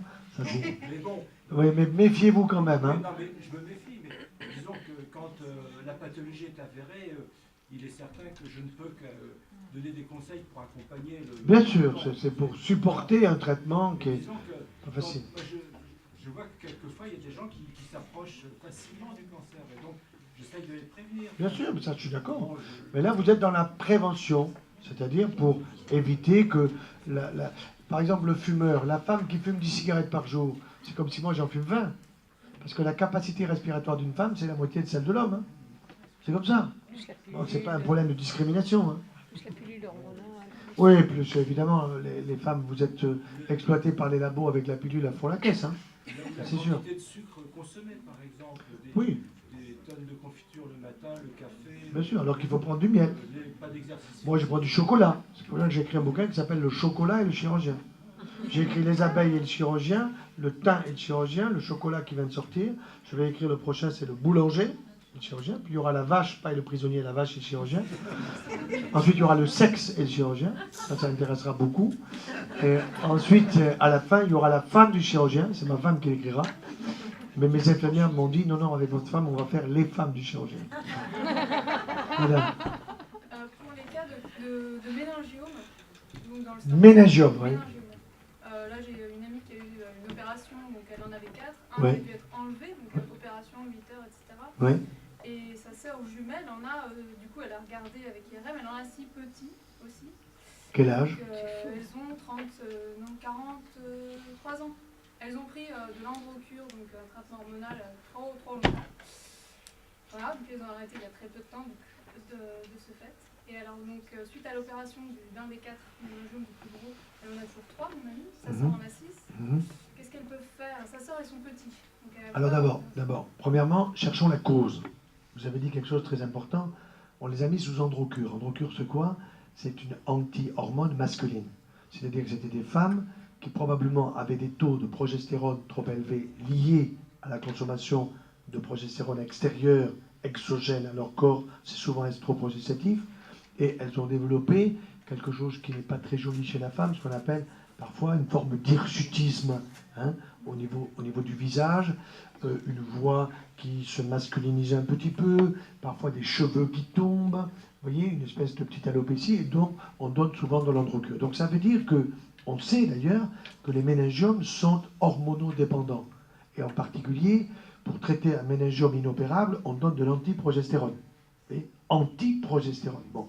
Donc dans un cas comme celui-là, il faut supprimer même l'androcure, il faut faire changer les habitudes alimentaires en allant plus vers du végétal, sans être un taliban du végétal, hein, c'est-à-dire vers une orientation fortement végétarienne. Et là, l'huile d'olive, c'est du végétal, le vin rouge, c'est du végétal, voyez, et réduire au maximum les produits laitiers et le gluten, c'est-à-dire supprimer pain, pizza, pâtes, viennoiseries, biscuits, supprimer également tous les produits laitiers, je dirais, sans aucune exception. Mais en sachant que ce que vous allez donner, ça va être sur une longue période de temps. Parce que c'est des personnes qui ont 30-35 ans, hein, si j'ai bien compris. 40, oui, c'est jeune quand même. Hein. Bon, et qui ont développé des méningiomes, parfois dans une zone qui peut être au niveau de la méninge inopérable, à une zone qui peut être inopérable, tandis que d'autres zones sont opérables. Donc, elles sont françaises, ces personnes. Vous pouvez donner mon adresse mail. Vous pouvez leur donner. OK? Dysphasie. De quoi? D'une dysphasie. Une dysphasie. Oui. Est-ce que on peut introduire la prise Ça veut dire qu'il y a une souffrance cérébrale. Vous avez dit dysphasie et pas dysphagie, hein? Oui. D'accord. Oui. Ça veut dire qu'il y a une souffrance cérébrale. Toute souffrance cérébrale doit être traitée avec de l'antioxydation, avec une bonne hydratation, ça c'est important. On oublie que la personne âgée, en se déshydratant, parce que monsieur ne veut pas se lever la nuit pour pisser, parce que madame a peur de perdre un peu les urines, ben, les personnes âgées boivent moins. Et en se déshydratant, ils déshydratent évidemment leur cerveau, ils ont une tension qui est plus basse, et ils se retrouvent avec une perte de mémoire. Hein. Si je vous supprime la flotte ou vous fais boire un petit verre d'eau tous les jours, je vais vous abîmer votre hydratation cérébrale. On a besoin d'être hydraté. N'oubliez pas que nous sommes faits pratiquement de 65 à 70% de flotte. Hein. Donc très important qu'on en ait beaucoup. Hein.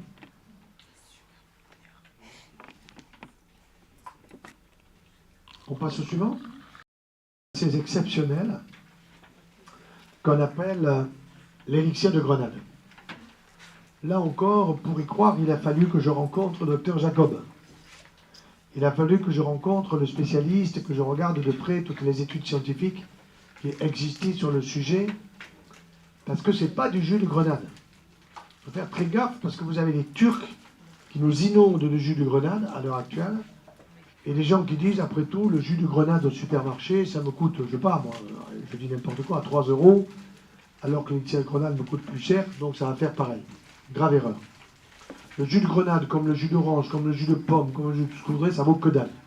Il faut manger l'orange, il faut manger la grenade, il faut manger la pomme, parce que vous avez et le jus, et le fruit, et les fibres, et les vitamines, etc. Donc le jus, d'une manière générale, pour moi, c'est une absurdité, ça aussi, la veille du départ dans l'au-delà. Hein, les gens me disent, ah oui, mais ce matin, j'ai pris mon jus d'orange. Non, moi, j'ai pris mon orange. Ça veut dire, j'ai mangé l'orange, j'ai eu le jus de l'orange, j'ai eu les fibres de l'orange, j'ai eu l'orange dans son entier, j'ai pas eu des antioxydants de merde qui sont chez Joker ou chez Ambroise ou chez je ne sais qui vous gavent de produits qui nous intoxiquent. Alors, cet élixir de grenade, il est intéressant pour plusieurs raisons. D'abord parce que c'est un concentré effectivement de polyphénol, c'est-à-dire de produits un peu dans le style du resveratrol dont je parlais tout à l'heure au niveau du vin rouge, du Bordeaux ou du Bourgogne. Mais là, c'est un super concentré par une formule chimique qui n'est pas une formule chimique au sens, si vous voulez, de fabrication synthétique par tel ou tel enzyme de ces produits. Non, c'est un concentré dont, j'ai cherché à savoir comment ils arrivent à concentrer, top secret. Bon, ben donc, ça fait partie de ce qu'on appelle les secrets industriels. Donc, je ne suis pas capable de vous répondre là-dessus. Et évidemment, ce concentré-là est extrêmement puissant dans sa concentration, puisque c'est un concentré, mais aussi dans son efficacité. Et là, vous allez retrouver l'effet anti-inflammatoire, vous allez retrouver l'effet antioxydant, vous allez retrouver l'effet anti-angiogénique. Mais dans quel cas cela a-t-il été prouvé? Eh bien, si vous prenez les cas de cancer de la prostate, qui sont très faciles à identifier, puisque c'est le PSA. PSA, c'est pas Peugeot Citroën, hein. C'est prostatique spécifique antigène. Aujourd'hui, on voit des cancers de la prostate à 45 ans. Le plus jeune que j'ai vu, il avait 39 ans. Mon collègue qui était en consultation m'appelle. Vous savez, quand on a des cas rares comme ça, on s'appelle les uns les autres. Viens voir, j'ai un cas super, tout ça. Alors, il sort de la salle, il vient me chercher, il me dit, j'ai un cas super, 39 ans, néo de la prostate. Alors, je lui dis, je vais te dire qu'est-ce qu'il fait comme métier. Il me dit, tu le connais? Je dis, non. Mais je vais te dire son métier. Il fait du bodybuilding. Je dis, merde, mais comment tu le sais? Je ne sais pas. C'est une évidence. S'il a un cancer de la prostate à 39 ans, c'est que ce gars-là, il prend tout simplement du dopage, qui est du dopage hormonal, qui crée de la testostérone en excès. Or, la prostate est très sensible à la testo, puisque quand nous nous construisons à la naissance, on a une prostate qui n'est pas plus gros qu'un petit pois chiche, et puis ensuite, la prostate, ben, elle fait 30 cm3, ça fait à peu près une balle de golf. Et si vous consommez beaucoup de produits laitiers, ben, vous avez une prostate de veau. Donc, non mais c'est très amusant parce qu'on envoie un appel. Le monsieur, il vient vous voir, il n'arrive pas à pisser, il est gêné, il a la trouille, il a un cancer prostatique, il ne peut plus honorer sa femme, etc., etc. Et alors, vous regardez son échographie prostatique, vous trouvez 100. Bon, je dis, monsieur, vous avez une prostate de veau. Il faut préparer quand même le terrain d'abord. Hein. Bon. Et il se prend ces 3 produits laitiers. Il me dit, mais la télé le dit tous les jours. Mais je dis, voilà, vous faites baiser, vous faites avoir. Non, il ne faut pas suivre. Tous les conseils que vous disent la télé, c'est pour vous enfiler, monsieur. Voilà. Et donc, je vais vous faire régresser votre prostate. Soit, si c'est un cancer avec des rayons, il n'y a pas besoin de vous opérer. On opère en France 22 000 nouveaux cas de cancer de la prostate par an en France. Vous savez combien il faut opérer? Aucun. Alors, on vous dit au robot, je vais vous garder les nerfs, comme ça, la zézette, elle pourra toujours se monter. En réalité, elle ne monte que dalle. Alors il faut du chalice, il faut la piquer, des hématomes, tout ça. Enfin, les types, ils arrivent, c'est effroyable. Bon, donc les femmes se cassent, bien évidemment. Bon. Donc, qu'est-ce qui se passe? Il se passe tout simplement que dans cet élixir de grenade, vous avez un élément qui est extrêmement intéressant, c'est que quelqu'un qui a un taux de PSA élevé, qui n'a pas un cancer prostatique, eh bien, vous allez voir son taux de PSA qui va baisser en l'espace de 6 mois. Il a 6,2, 7,4, il passe à 4 en 6 mois. Seulement en même temps, attention, moi je suis quand même assez rigoureux. Non seulement je leur donne l'élixir de grenade, soit sous forme de granaprosan 2, 2, 2, 3 x 2, soit sous la forme d'un petit kir, hein, c'est-à-dire vous mettez la capsule entière et puis un petit vin blanc là-dessus. Bon, le prendre tous les jours, un petit kir, c'est peut-être un peu beaucoup. Moi je prends un petit kir le dimanche. Vous voyez, ma femme prend son petit kir et moi je prends le mien. Elle, ça protège ses seins et moi ma prostate. Voilà. Bon. Et donc tout va bien, le taux de PSA il est nickel. Bon, donc je reviens. C'est quoi les deux? Le granaprosan. Non, mais deux, c'est quoi? Ben, 3 fois 2. 2 gélules, matin, midi, soir. Pas au repas, hein, en dehors des repas. Donc, bon. Maintenant, il y en a qui n'aiment pas les gélules. Moi, je ne suis pas contre. À ce moment-là, c'est l'élixir sous la forme, tout simplement, du petit bouchon qui est destiné à ça. Bon. C'est ça fait baisser votre taux de PSA. On sait que c'est anti-angiogénique. Et quand vous avez un cancer de la prostate dont le score de Gleason, G-L-E-A-S-O-N, Gleason, est à 3+3, ben c'est un bon pronostic. J'ai eu encore tout à l'heure, avant de partir de Montpellier, un monsieur de l'île de la Réunion. Bon, il a un score 3+3. Le pauvre, il s'est fait opérer de la prostate. Alors, il a été quand même bien opéré parce qu'il ne s'est pas pissé dessus. Mais pour honorer madame, il dit c'est dur, dur, dur. Hein. Non pas que son zizi soit dur, dur, dur, c'est plutôt mou, mou, mou. Mais alors, Cialis, machin, bon, il n'est pas très, très content, le gars. Donc, il s'est fait avoir complètement. Et alors, son taux de PSA qui était tombé à 0,0 quelque chose, il est remonté à 0, je sais plus, 12 ou 13, et on lui propose la radiothérapie. Abusif. Complètement abusif. Là, il y a un radiothérapeute qui veut se faire les machins en or, quoi. Et complètement abusif. Il n'en a pas besoin. Il a besoin de suivre son taux de PSA, et s'il a un taux de doublement, ça s'appelle le nadir, qui double sur une année, à ce moment-là, on verra, on en reparlera. Mais le gars a été opéré pour rien. Donc, le cancer de la prostate, c'est le taux de PSA qu'il faut suivre régulièrement. Moi, je dis au moins à partir de 50 ans, sauf pour les sportifs. Cela, il faut commencer à 35. Parce que la plupart des sportifs ont été dopés. Il faut le savoir, ça. Hein. Je ne parle pas de Armstrong, hein, qui reconnaît qu'il a été dopé alors qu'il a juré sur la tête de toute sa famille qu'il n'était pas dopé, quoi. Ils sont tous dopés. D'ailleurs, vous avez remarqué qu'au Tour de France, ils ont toujours une vitesse extraordinaire. Hein. Donc, ça n'a pas baissé, les vitesses. Donc, s'ils étaient plus dopés, ça devrait baisser. Ce n'est pas le cas. Bon. Donc, ce qui est certain, c'est que chez l'homme, c'est un sujet majeur parce que nous en avons 70 000 nouveaux cas, ça fait 10 000 morts par an. 10 000 morts par an, c'est beaucoup quand même. Hein. Autant que les 11 500 femmes. Bon, donc, pour moi, l'élixir est intéressant dans le cadre de la prévention des cancers du sein chez les femmes, dans le cadre de la prévention des cancers de la prostate chez l'homme, mais aussi dans le cadre de la prévention des récidives. Parce que le gros problème d'un cancer du sein, quand une femme a été traitée pour un cancer du sein, le risque de récidive, vous savez combien ça dure? Quand est-ce que je peux signer une guérison après un cancer du sein? On vous dit 5 ans, pas vrai. 10 ans, c'est faux. 20 ans, c'est faux. 27. 27. 27 ans pour signer une guérison définitive d'un cancer du sein. Maintenant, si la récidive, comme je l'ai vu, est à 24 ans, pas grave. Parce que on peut considérer que les traitements que nous avons aujourd'hui donnent une sorte de symétrie thérapeutique, de symétrie d'efficacité. Admettons, récidive à 5 ans, je suis sûr que je vais donner 5 ans de vie de plus. Récidive à 10 ans, je vais donner 10 ans de plus. Récidive à 20 ans, je vais donner 20 ans de plus. Donc plus la récidive est tardive, plus je vais avoir cette symétrie thérapeutique et cette symétrie d'efficacité, ce qui est intéressant. Mais il faut le dire aux jeunes femmes, aux jeunes filles, le cancer du sein, ce n'est pas une bagatelle. Hein. C'est extrêmement sérieux. Surtout quand vous les voyez atteintes à 19, à 20 ans, elles ont bouffé la pilule à 14. Hein. Parce que ça commence comme ça. Et elles commencent à l'école, donnée par l'infirmière, avec la pilule du lendemain, du surlendemain, de la veille du lendemain.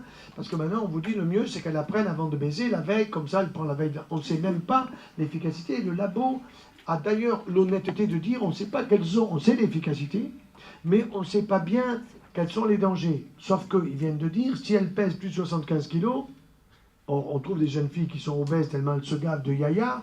Bon, ils vous disent non, je ne prends pas du yaourt, je prends du fromage blanc. Ben oui, je le vois dans vos fesses, votre fromage blanc. Que vous alliez une fois par an au McDo ou une fois dans votre vie, c'est bon, amener les petits-enfants. Mais c'est dégueulasse. Dégueulasse. On peut s'amuser à ça. Alors allons-y. Est-ce que vous allez dans les collèges et lycées? Mais bien sûr. C'est là, Je vais dans les collèges et les lycées, madame, à peu près une fois par semaine, en général le jeudi. À Montpellier, il faut aller. Comment? Non, toute la France. Non, je vais en Suisse, je vais en Italie, je vais dans beaucoup de pays. Non. Je leur parle de SAS, la santé, l'amour et la sexualité. La bouffe, ils s'en foutent, les jeunes. McDo, ils en ont rien à foutre. Par contre, zizi, ça les intéresse. Ah, alors là, je peux vous dire, hein, les garçons, ils ont le zizi en l'air 24 heures sur 24. Et les filles, elles ont le cœur qui palpite. Il m'a dit je t'aime, il m'a dit je t'aime, il m'a dit je t'aime. Elle en a passé 3, elle se demande ce que c'est que l'amour. Oui. Pourquoi? Parce qu'elle dit, mais ils sont nuls ces mecs, ça a duré 20 secondes, après le type il part en disant je l'ai baisé, et elle pleure. Non, vous comprenez? Voilà, mais c'est ça aujourd'hui. On n'apprend pas aux jeunes. On pousse les jeunes à la consommation sexuelle parce que vous avez des gens qui les exploitent. Vous savez, j'ai été interviewé 3 fois chez Brigitte Lahaye. Vous voyez qui c'est, Brigitte Lahaye? C'est une copine maintenant. Hein. Alors, elle a peut-être fait du porno, n'empêche qu'elle est devenue saine. Elle ne dit pas trop de conneries, puisque ce qui me plaît avec elle, c'est que je passe en direct. Vous voyez? Et donc, elle me dit, vous pouvez répondre comme vous voulez, vous pouvez me critiquer, vous pouvez aller contre ce que je dis, vous êtes libre de parole. Et ça, c'est rare, hein, sur les radios et les télés, être libre de parole. Donc, j'apprécie beaucoup. Je suis passé 3 fois, et 3 fois, j'ai pété l'audimat. Hein, c'est-à-dire que les gens m'ont... Et quand vous faites péter l'audimat, on vous rappelle. Hein. Voilà. Donc, il faut être un peu croustillant sans trop, mais on arrive à faire passer des choses. Donc, je vais dans les écoles.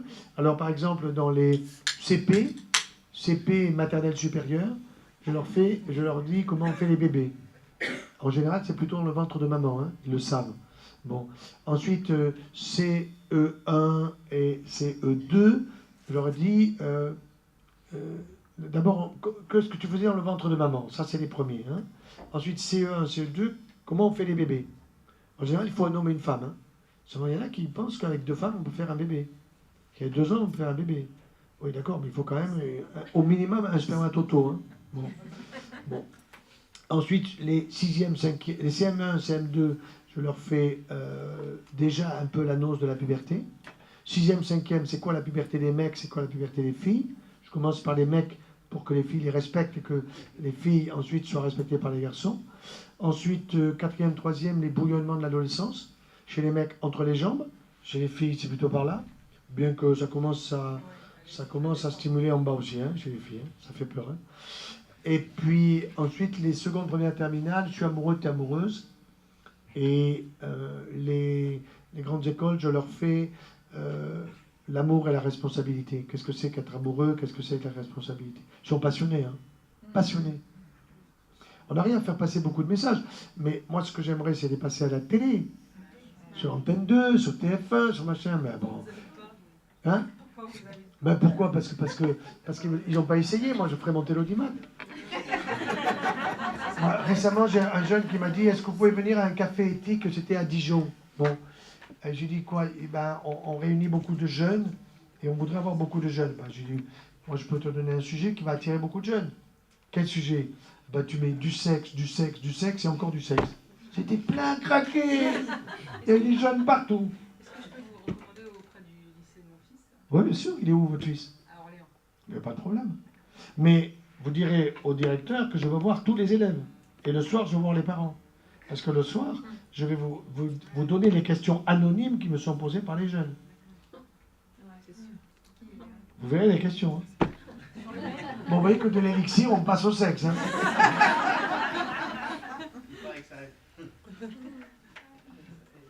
Marco, il va dire que je suis pas sérieux là. Hein. Bon. Alors, question suivante. Madame. L'hormonothérapie dans le cadre du cancer de la prostate. Alors d'abord, c'est bien de poser la question parce que vous voyez, on trompe les gens en disant hormonothérapie, c'est une anti-hormonothérapie. Et oui, mais on dit hormono.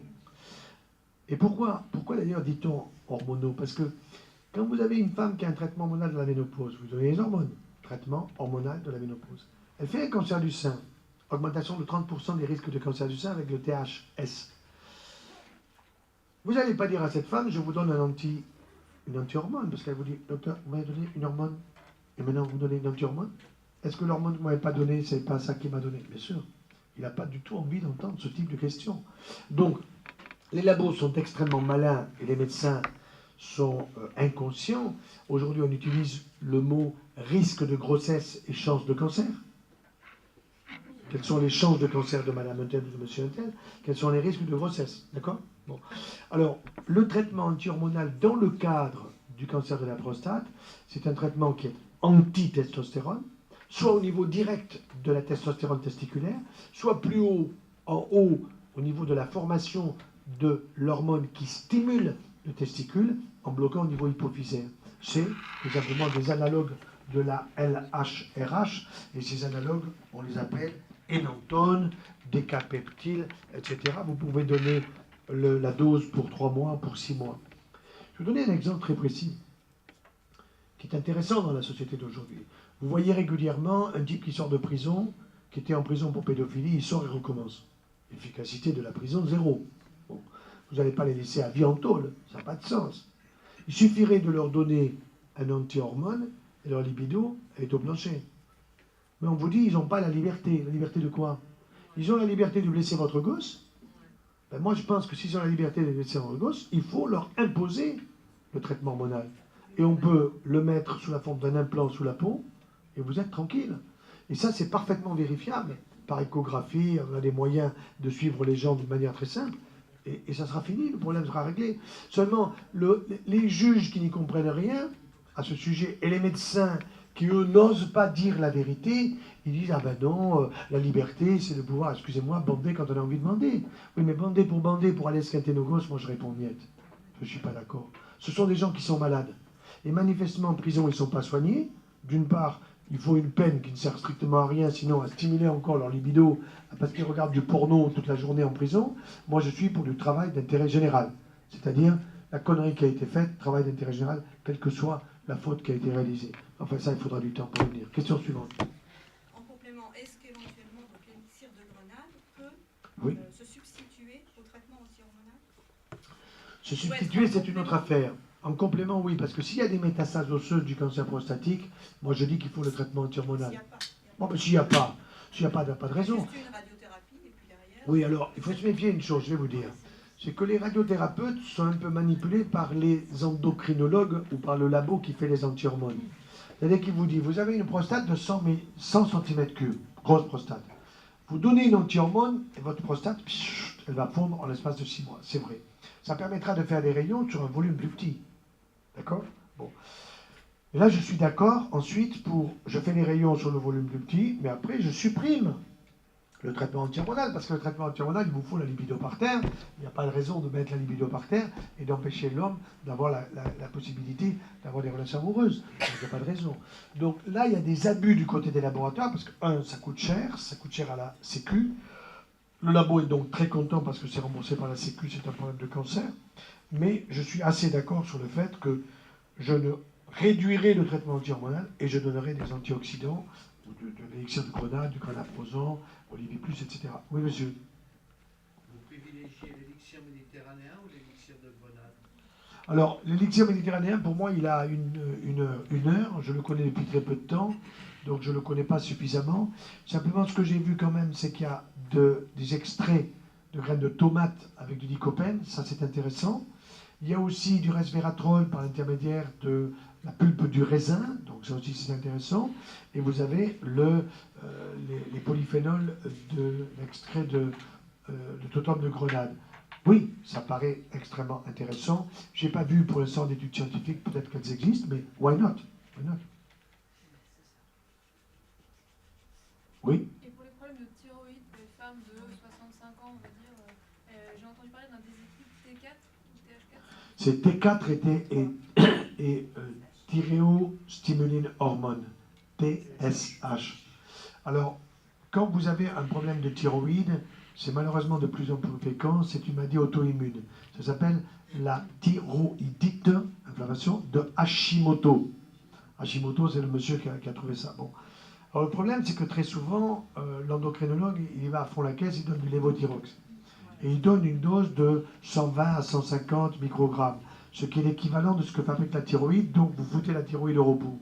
Si je vous donne 150 mg de de Levothyrox, je mets votre thyroïde au repos. Je fais ça pendant 1 an, je vous la mets au repos, je vous la bousille, quoi. Donc je ne suis pas du tout favorable avec des traitements qui sont aussi forts. Je suis plutôt pour changer l'alimentation en prenant plus d'iode, de poissons, de fruits de mer de manière naturelle. Commencer par peut-être 25 microgrammes de Levothyrox, éventuellement aller à 50, puis ensuite essayer de réduire. Mais pas à vie. Vous êtes tous dans des régions françaises, là? Ah, d'accord. Passionnant tout ça. Question suivante.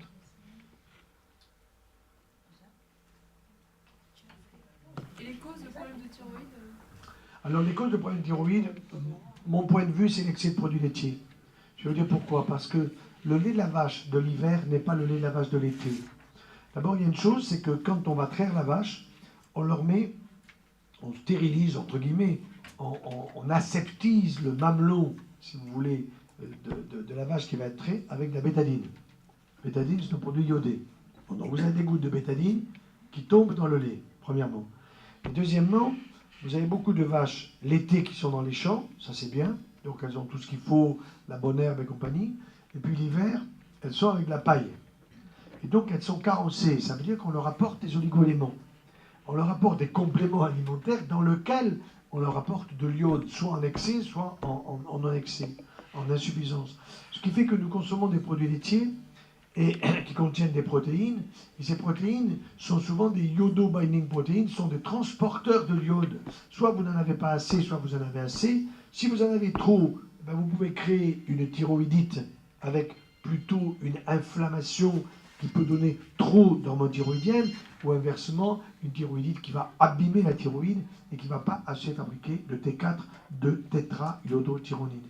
Donc, c'est un peu les deux. Moi, je pense que les produits laitiers, franchement, il faut garder chèvre et brebis, 1 portion par jour, ça suffit largement. Le yaya, vous le laissez pour la veille de votre départ dans l'au-delà, donc vous n'en consommez plus. Et puis, il faut le dire aux gens, hein. Il faut le dire aux gens, il faut leur expliquer pourquoi, parce qu'ils ne le mastiquent pas. Nous avons 32 dents. Récemment, je voyais une maman qui me disait, moi, ma fille, elle gobe le yaourt. J'aime beaucoup l'expression, elle gobe. Voilà. Maman, un autre, c'est vachement bon. Bien sûr, c'est calculé. C'est calculé, c'est testé par des gosses, c'est testé au niveau du goût. C'est destiné à nous en faire consommer. Bien sûr. Donc là, il faut faire très très attention à ça. Alors, le jour où les facteurs de croissance disparaîtront, ça va venir. Parce que, incontestablement, l'industrie des produits laitiers commence à avoir la trouille. Hein. Ils ont eu une baisse de la consommation de 0,2 ou 0,3%, 0,1 ou 0,2% en baisse, c'est énorme pour eux. Donc, quand ils vont comprendre qu'il faut supprimer les facteurs de croissance, autrefois, votre maman faisait bouillir le lait. Quand on faisait bouillir le lait, qu'est-ce qui se passait? Il y avait la crème épaisse. Pour faire bouillir, il fallait quoi? 7, 8, 10 minutes pour que ça monte. Aujourd'hui, vous ne faites plus bouillir. Ultra haute température, ça veut dire quoi? 3 à 4 secondes, 135 à 140 degrés. Les facteurs de croissance, vous ne les détruisez pas. Or, les facteurs de croissance, c'est EGF, épidermal growth factor, TGF, transforming growth factor, IGF, insulin growth factor. Ils ont des ponts disulfure. Une molécule de sulfure, une autre. Entre les deux, un pont. Quand vous avez 9 ponts disulfure, comme dans le TGF, eh bien, pour détruire 9 ponts disulfure, croyez-moi, il faut le chauffer, le lait. Alors vous allez me dire, bon, je vais faire bouillir mon lait UHT, trop tard. On pense même qu'en faisant bouillir un lait UHT, on renforce les facteurs de croissance, trop tard. Bon. Donc ça veut dire que nous consommons des facteurs de croissance et nous les connaissons parfaitement. Pourquoi? Parce qu'en cancérologie, quels sont les nouveaux traitements? Ce n'est pas la chimio. C'est fini la chimiothérapie. C'est les antifacteurs de croissance. Et qu'est-ce que c'est les antifacteurs de croissance? C'est tout simplement la formule chimique du facteur de croissance avec les ponts disulfure dont je vous parle, que les chimistes sont arrivés à construire d'une manière artificielle en antifacteurs. Un, on vous en fait bouffer, et deux, si vous avez un cancer, ne vous inquiétez pas, on vous donnera ce qu'il faut. Moi, je veux ni l'un ni l'autre. Quand vous avez un GIST, G-I-S-T, gastro-intestinal stromal tumor, c'est une tumeur qui peut être du volume d'un pamplemousse. J'ai opéré un grand journaliste récemment qui avait ça. Bon, il a fallu l'opérer parce qu'il saignait, mais il était à la ville juive. On lui dit il faut enlever tout l'estomac. Je dis non. On va vous enlever la tumeur une partie de l'estomac, j'ai enlevé un tiers, peut-être un peu, pas, même pas un tiers de son estomac, et puis ensuite je lui ai donné un antifacteur de croissance pour que ça ne revienne pas. Ça doit faire 2 ans, 3 ans, il est guéri pour moi, il n'y a pas de problème. Mais on ne donne plus des chimios. Une femme a un cancer du sein, un homme a un cancer du côlon, on lui donne une chimio. Bon, il devient chauve, alopécie, mais la femme, elle vous dit, mais docteur, ma tumeur, elle est là. Elle n'est pas sur mon cuir chevelu. Pourquoi vous me faites péter les cheveux? Pourquoi vous me faites baisser mes globules blancs alors que j'en ai besoin pour mon système immunitaire? Et que mes globules blancs, ils étaient à 7000, ils tombent à 700. Ah, j'ai pas une leucémie. Elle a raison. Oui. Donc la chimiothérapie, c'est un traitement aberrant. Nous sommes en train de vivre la fin des chimiothérapies. Dans 10 ans, il n'y en aura plus. Seulement, il faut finir les médicaments. Moi, je dis qu'il y en a au moins la moitié qui sont abusifs. Hein. Au moins la moitié. Alors, cas par cas. Hein. Il y a des cas où je suis à fond pour. Hein. Il n'y a pas de problème. Il y en a d'autres où c'est abusif. Question suivante, monsieur. Qu'est-ce que vous conseillez dans les cas de fibrome? Fibrome? Oui. Non. Quel âge a la personne? 50 ans. Rien faire. Elle va arriver à la ménopause. Surtout pas de traitement hormonal substitutif. Ça va se diminuer tout seul. Sauf si c'est un gros fibrome. Ça se voit par exemple en Afrique. C'est des femmes qui ont des utérus extrêmement volumineux. Des bonnes sœurs par exemple aussi, qui n'ont pas eu d'enfants, qui ont des fibromes extrêmement volumineux, qui appuient sur la vessie, qui appuient sur le rectum.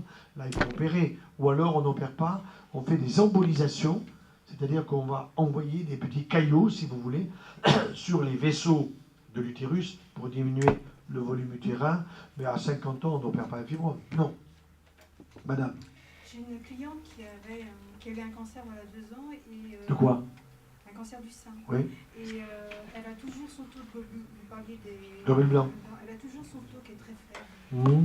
Et elle se demandait quoi prendre. Alors, extrait de propolis. Extrait de propolis, tout simplement, qui va stimuler ces globules blancs. Ça, c'est très intéressant. Et extrait alcoolique, hein, sauf si c'est d'origine musulmane et que pour des raisons, bon, d'accord. Mais sinon, c'est extrait de propolis. Alors, vous avez l'extrait de propolis de Manuka, mais vous n'êtes pas obligé d'aller à Manuka. Vous trouvez ça chez Paul Énergie. Vous connaissez, à côté d'Agen, remarquable. Les petites dosages. Voilà, 4 dosettes par jour. 4 dosages. Oui, sur un grain de sucre roux, un morceau de sucre roux, ou sur un petit morceau de pain d'épices. Tous les jours. Stimuler l'immunité, oui. Il faut les prendre les moins oxydés possible, c'est clair. C'est-à-dire? Parce que quelquefois, vous savez, c'est la récolte fraîche de propolis. Oui. Il y a des séries qui sont un peu plus foncées que d'autres. Oui. Les moins oxydés sont les plus intéressantes. Moi vous avez raison, je fais confiance là-dessus comment il s'appelle, à Patrice Percé-Dussert. Il a quitté. Oui, je sais, il a quitté. Mais il a un jeune Nicolas Cardinal qui est très bien. Et quand on est thérapeute, on peut faire des sélections. Oui, oui, tout à fait. Mais voyez, nous avons organisé à Montpellier une journée de l'apiculteur à l'apithérapeute. Et je vais organiser une journée dans chaque région. Apiculteur à apithérapeute. On va le faire dans les Bouches-du-Rhône, en Alsace, en Aquitaine, en Midi-Pyrénées. Il y a déjà 4 régions, mais nous le ferons dans toutes les régions. Vous allez sur mon site, oui. C'est professeur joyeux, professeur-joyeux.com. Monsieur. Chut. Une personne qui a un méningiome à la base du cervelet. Donc on a voulu lui faire des implants radioactifs et elle a refusé et elle va mieux en changeant d'alimentation. Oui, mais c'est bien. Donc surtout supprimer toutes les hormones, éventuellement lui donner de la mifepristone. La mifepristone, c'est une antiprogestérone. Une antiprogestérone, mais ça dépend quel est le volume de son méningiome. Ça comprime la veine, de l'artère un peu. Oui, d'accord. Mais elle n'a pas de gène. Vous dites qu'elle est déjà améliorée par l'alimentation. Et surtout, bien lui faire comprendre que parce qu'elle a consommé de la progestérone en excès. Merci le gynéco.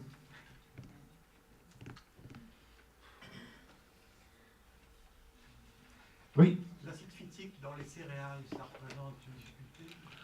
Les phytates. Non, les phytates, vous savez, vous allez en former si vous ne mastiquez pas suffisamment vos végétaux.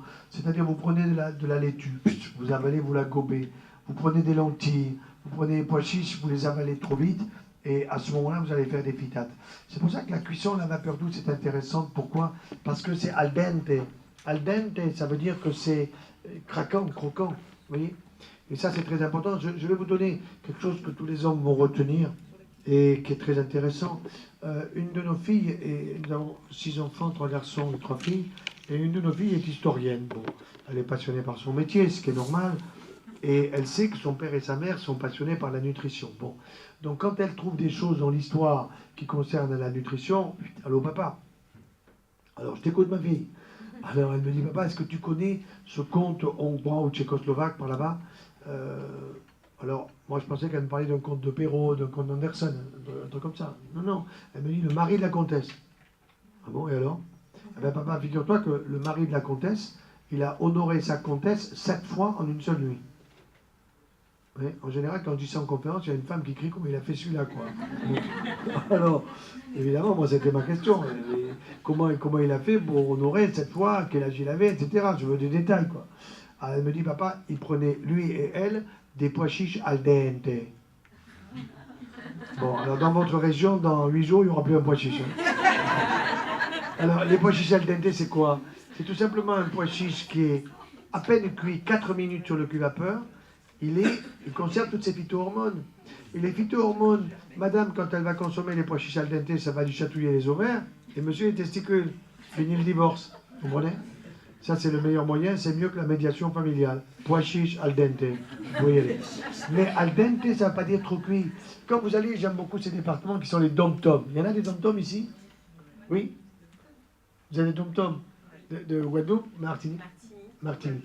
Bon, Guadeloupe. Alors, vous savez que dans vos départements, j'aime beaucoup la Guadeloupe, la Martinique, la Guyane et la Réunion. Vous avez beaucoup de haricots. Bon, on en mange beaucoup, mais vous les faites trop cuire. Vous les faites trop cuire. Alors, je suis allé là-bas avec mon épouse pour leur apprendre, mais c'est pas rentré encore dans la tête. Hein. Pourquoi? Parce que quand vous les faites trop cuire, eh bien, évidemment, vous allez perdre les phytohormones.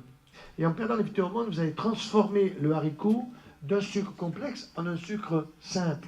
Et à ce moment-là, ça fait du ballonnement, ça fait une stimulation pancréatique excessive, ça fait une stimulation glucidique excessive, et c'est dommage. Donc je pense que dans ces départements merveilleux, il faut apprendre la cuisson à la vapeur douce, et il faut dire attention, vous cuisez beaucoup trop longtemps. Beaucoup trop longtemps. Et il y a beaucoup de problèmes de santé qui sont liés aux problèmes de cuisson. Ça, c'est très important.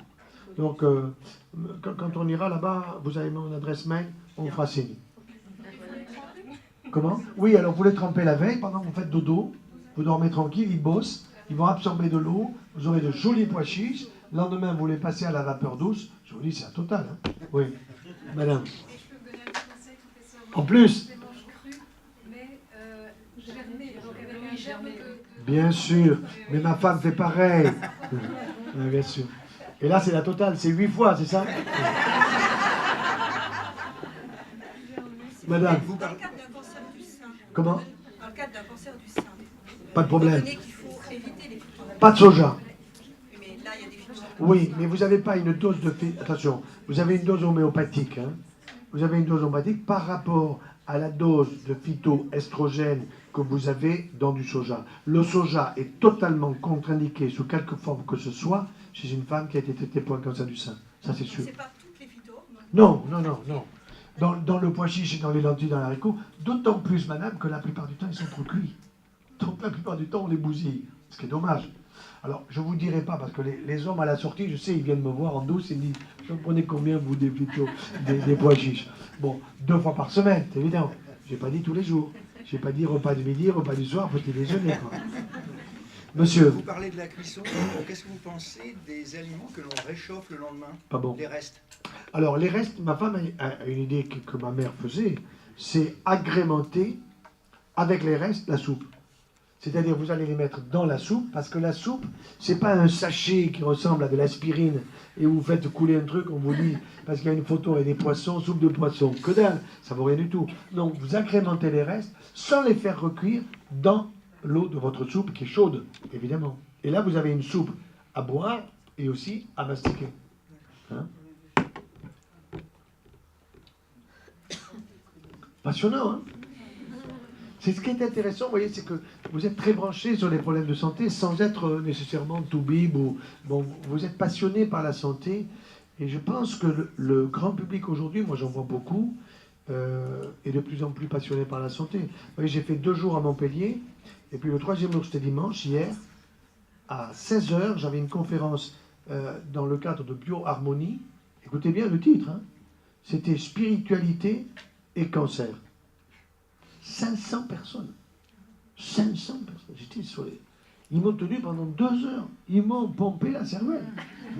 Mais c'était passionnant parce qu'il y a eu beaucoup de questions, c'était extrêmement intéressant. À la fois sur la fin de vie, et puis est-ce que la spiritualité c'est important, etc. etc. Et tout ça, c'est vraiment l'être humain. L'être humain, c'est pas simplement un corps et un esprit, un corps et une âme. C'est un corps, ça c'est la machine, c'est la capacité d'intelligence, la réflexion, l'esprit. Hein. Puis c'est l'affectif qui est différent, les neurones de l'affectif. Hein, ça fait déjà 3 parties. Et puis la partie la plus profonde de l'être, la partie la plus spirituelle, qui est difficile à exprimer et qui se dit en latin anima. Anima, ça anime le tout. Or, quand vous coupez l'anima, quand vous êtes dans une société avec le connard qui nous dirige, qui veut absolument laïciser tout, qui veut couper la spiritualité, eh ben, qu'est-ce qu'il fait? Il fait boiter la société. Lui, il boite lui-même. Il n'est pas capable de reconnaître ses enfants auprès de sa femme. Enfin, il en prend une deuxième. Non, c'est effrayant. On ne sait plus où on est. Il mange des pois chiches, d'ailleurs. Oui. Non, mais on est dirigé par des nains. Par des nains. Voilà. Et le problème, c'est qu'il faut les changer. Donc, il y a urgence. Hein. Question suivante. Monsieur. VAPOK. VAPOK. Vous mettez en concurrence Vapoc et Vitaliseur et vous prenez le moins cher, c'est kiff.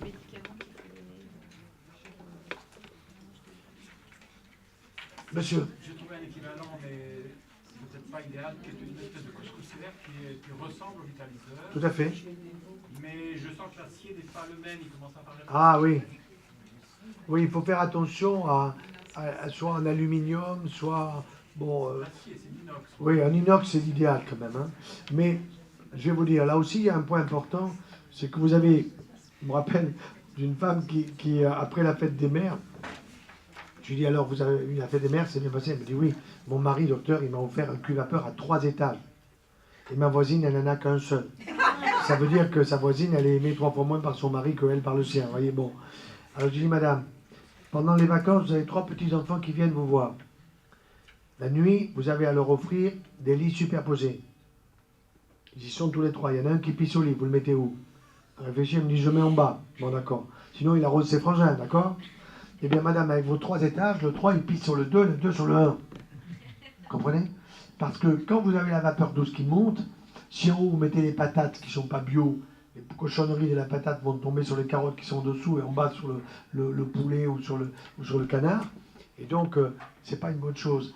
Alors elle me dit, d'accord, j'ai compris, mais qu'est-ce que je fais de mes 2 étages? Ben, vous les passez à la voisine.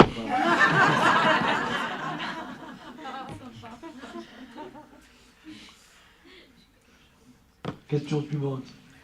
Madame. Vous avez, moi je voudrais savoir ce que vous pensez des fameux métaux lourds, des contaminations au niveau des intestins. Oui, pas bon. D'abord, les métaux lourds, quand vous les avez dans du poisson, et nous savons que les poissons dans les mers et dans les océans, ils bouffent des cochonneries. Mais, madame, sachez une chose, c'est que le métal lourd, qu'il soit plomb, arsenic ou autre, mercure, il va être fixé sur du gras. D'accord? Quand vous allez faire cuire votre poisson à la vapeur douce, qu'est-ce qui va se passer? L'oméga 3 du poisson, lui, il est fixé au poisson, à la chair du poisson. Pas de problème, il ne tombe pas au fond du cul-vapeur. Par contre, le métaux lourd qui est fixé au gras de votre saumon, de votre poisson, quel qu'il soit, vous allez le trouver au fond du cul-vapeur. Donc, vous pouvez faire consommer du poisson, mais attention, la cuisson doit être... C'est pas la papillote. Vous comprenez? C'est la cuisson à la vapeur douce qui permet justement d'avoir le grillage et au fond l'eau. Amusez-vous à faire la chose suivante. Vous mettez de l'eau propre. Bien. Ensuite, vous faites cuire des patates, des carottes, du poisson, ce que vous voulez. Et puis quand vous avez fait cuire vos aliments, vous allez regarder l'eau. 1, quand vous la regardez, vous voyez du gras. Oui. Et 2, vous la sentez. Sauf si vous avez un début d'Alzheimer. Bon. Mais vous sentez, ça sent pas bon. Et vous dites, pourtant, j'ai mis de l'eau propre. Eh bien, c'est la cochonnerie de votre canard, c'est la cochonnerie de votre poulet, c'est la cochonnerie de vos patates que vous avez mis dans le cul-vapeur. Ça, c'est très intéressant. Vous voyez? Il y a eu des études scientifiques qui ont été faites, très précises là-dessus, madame. Est-ce qu'il faut blanchir 2 minutes à l'eau bouillante, par exemple, des légumes, comme on dit, racines, ou qui peuvent provoquer des fermentations, des ballonnements, même si on va les cuire à la vapeur douce après? Oui. Alors, ma femme vous dira que non. Moi, je crois qu'elle a raison, parce que Elle fait cuire directement, après avoir lavé bien entendu, d'une manière très courte, et surtout, c'est al dente, ça veut dire qu'il faut vraiment le mastiquer. Moi je me souviens, ma mère, elle faisait du chou-fleur. Mais quand elle faisait du chou-fleur, on le sentait dans tout l'appartement. On arrivait dans la cage d'escalier, on sentait, maman, elle a fait du chou-fleur aujourd'hui. Bon, puis on n'aimait pas le chou-fleur, alors il fallait se le taper parce qu'il n'y avait que du chou-fleur. Bon. Mais aujourd'hui, moi ce qui me frappe, c'est que quand ma femme fait du chou-fleur, ça ne sent jamais. Pourquoi? Parce qu'elle fait cuisson à la vapeur douce, al dente, et qu'elle ne se casse pas le bol comme on faisait autrefois. Alors, je ne vais pas reprocher à ma maman d'avoir fait ça, c'était comme ça à l'époque. Mais on a beaucoup progressé dans le domaine de la santé et de la cuisson, monsieur. Alors moi j'explique la chose suivante, quand on fait cuire du chou-fleur excessivement, en fait ça crée de l'eau, c'est riche en soufre, Bien. et ça fait oxyde de soufre. Exactement. Et il y a beaucoup d'intolérance à l'oxyde de soufre. Bien sûr, on le fait sortir et puis là, on a l'odeur. Hein. Et quand, de toute façon, quand l'odeur est trop forte dans la cuisine, les arômes sont sortis de la casserole. Exactement. Et vous avez tout à fait raison. Tout à fait. C'est pas la peine de blanchir les légumes. Non, franchement, je pense pas. Hein. Excessif, c'est ce qu'on faisait autrefois. Hein. Ça a beaucoup changé. Quoi. Le prochain livre de mon épouse va s'appeler, il sort en janvier, Je cuisine en chantant pour ma santé. C'est son 3e bouquin. Le premier, c'était Guide pratique de gastronomie familiale. Guide pratique, l'art et le plaisir pour la santé. J'aime beaucoup le titre. Guide pratique de gastronomie familiale, famille, gastronomie, l'art et le plaisir pour la santé.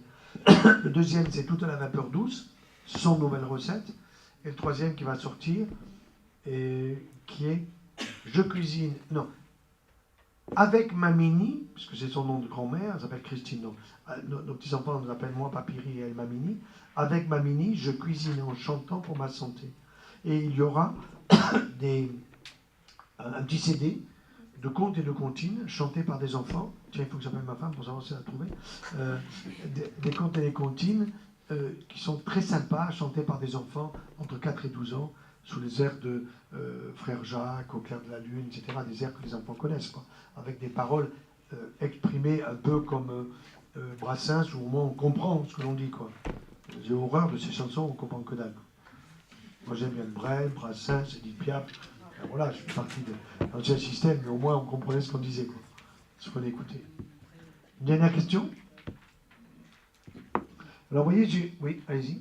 Pour revenir à la thyroïde de tout à l'heure, est-ce que vous avez entendu parler de la création de foyers ectopiques après l'ablation de la thyroïde? Oui. Ce n'est pas des foyers ectopiques, ce sont des foyers qui existaient déjà, puisque nous avons un goitre, nous avons la possibilité d'avoir des goitres endothoraciques, c'est-à-dire dans le thorax. Et figurez-vous, encore récemment, j'ai opéré une dame qui avait un goitre ovarien. Vous entendez? Ovarien. Vous pouvez avoir des lésions qui sont bénignes, hein, ce n'est pas des cancers.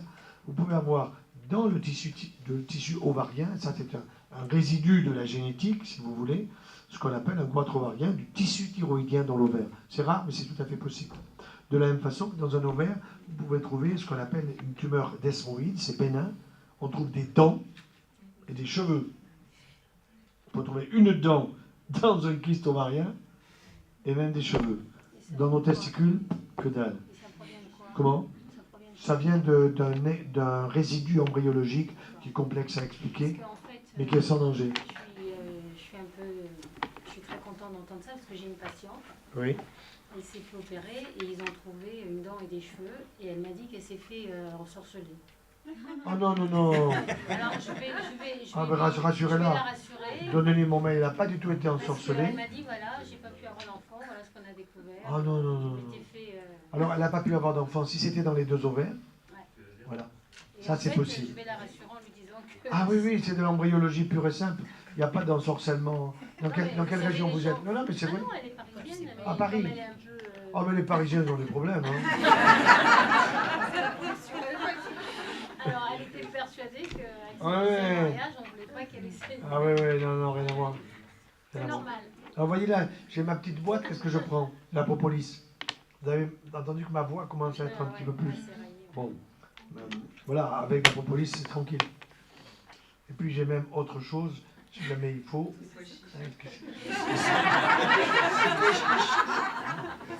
Où est-ce que je l'ai? Elle est peut-être dans mon manteau. Non, c'est de l'autre côté. C'est de la gomme de propolis pure? Oui, c'est la gomme. Et là, j'ai... Ah oui, ça y est, j'ai trouvé. Chez qui? C'est le pchit. Ah, ouais. Excellent aussi. Avant, quand vous démarrez une toute petite angine, vous avez une petite laryngite, la voix qui nasonne, un petit coup de pchit au fond du gogo, et c'est génial. C'est génial. Propolia. Il y en a d'autres. Comment? Oui, oui. Monsieur. Qu'est-ce que vous faites quand vous rencontrez quelqu'un qui a fait un burn-out? J'ai pas compris votre question. Quelqu'un qui fait un burn-out Oui. professionnel. Il bosse trop. Il bosse trop et le burn-out professionnel, moi j'en ai vu. Hein, j'ai vu. Vous savez que le département du Vaucluse, qui est quand même pas la Sibérie, c'est le département où les médecins se suicident le plus. Je crois que c'est entre 1997 et 2002, vous avez 50% des morts des médecins dus au suicide. Attention, hein, c'est pas la Sibérie. Hein. Le Vaucluse, c'est quand même la Provence, Côte d'Azur. D'accord, il y a du vent. Enfin, c'est pas Côte d'Azur, mais c'est sympa, quoi. Moitié suicide. Ça veut dire que c'est des gens qui sont mal préparés, qui bossent trop, et qu'il faut éduquer sa clientèle. Vous voyez? Je pense que les médecins ont un devoir d'éduquer la clientèle, non pas pour augmenter la clientèle, pour maintenir la clientèle et qu'elle vienne moins souvent. Vous voyez? Donc vous savez qu'autrefois en Chine, on payait les médecins au peu de malades qu'ils avaient. Hein. Ben, moi, je serais sur la paille. Hein. Alors, je ne fais pas de clientèle privée. Je suis en centre anticancéreux, ce qui est extrêmement intéressant parce que nous sommes fonctionnaires de l'État. Donc, on a un salaire qui est toujours le même et qui n'est pas dépendant du nombre de malades qu'on opère ou du nombre de malades qu'on consulte. Et ça, c'est extrêmement agréable. C'est Madame Touraine, votre patron, alors? Merci, au revoir. Madame, avant Madame. Madame? C'est Madame Touraine, votre patron, alors? Non, Madame Touraine, Madame Touraine. Madame Touraine, il faut qu'elle reste là où elle est.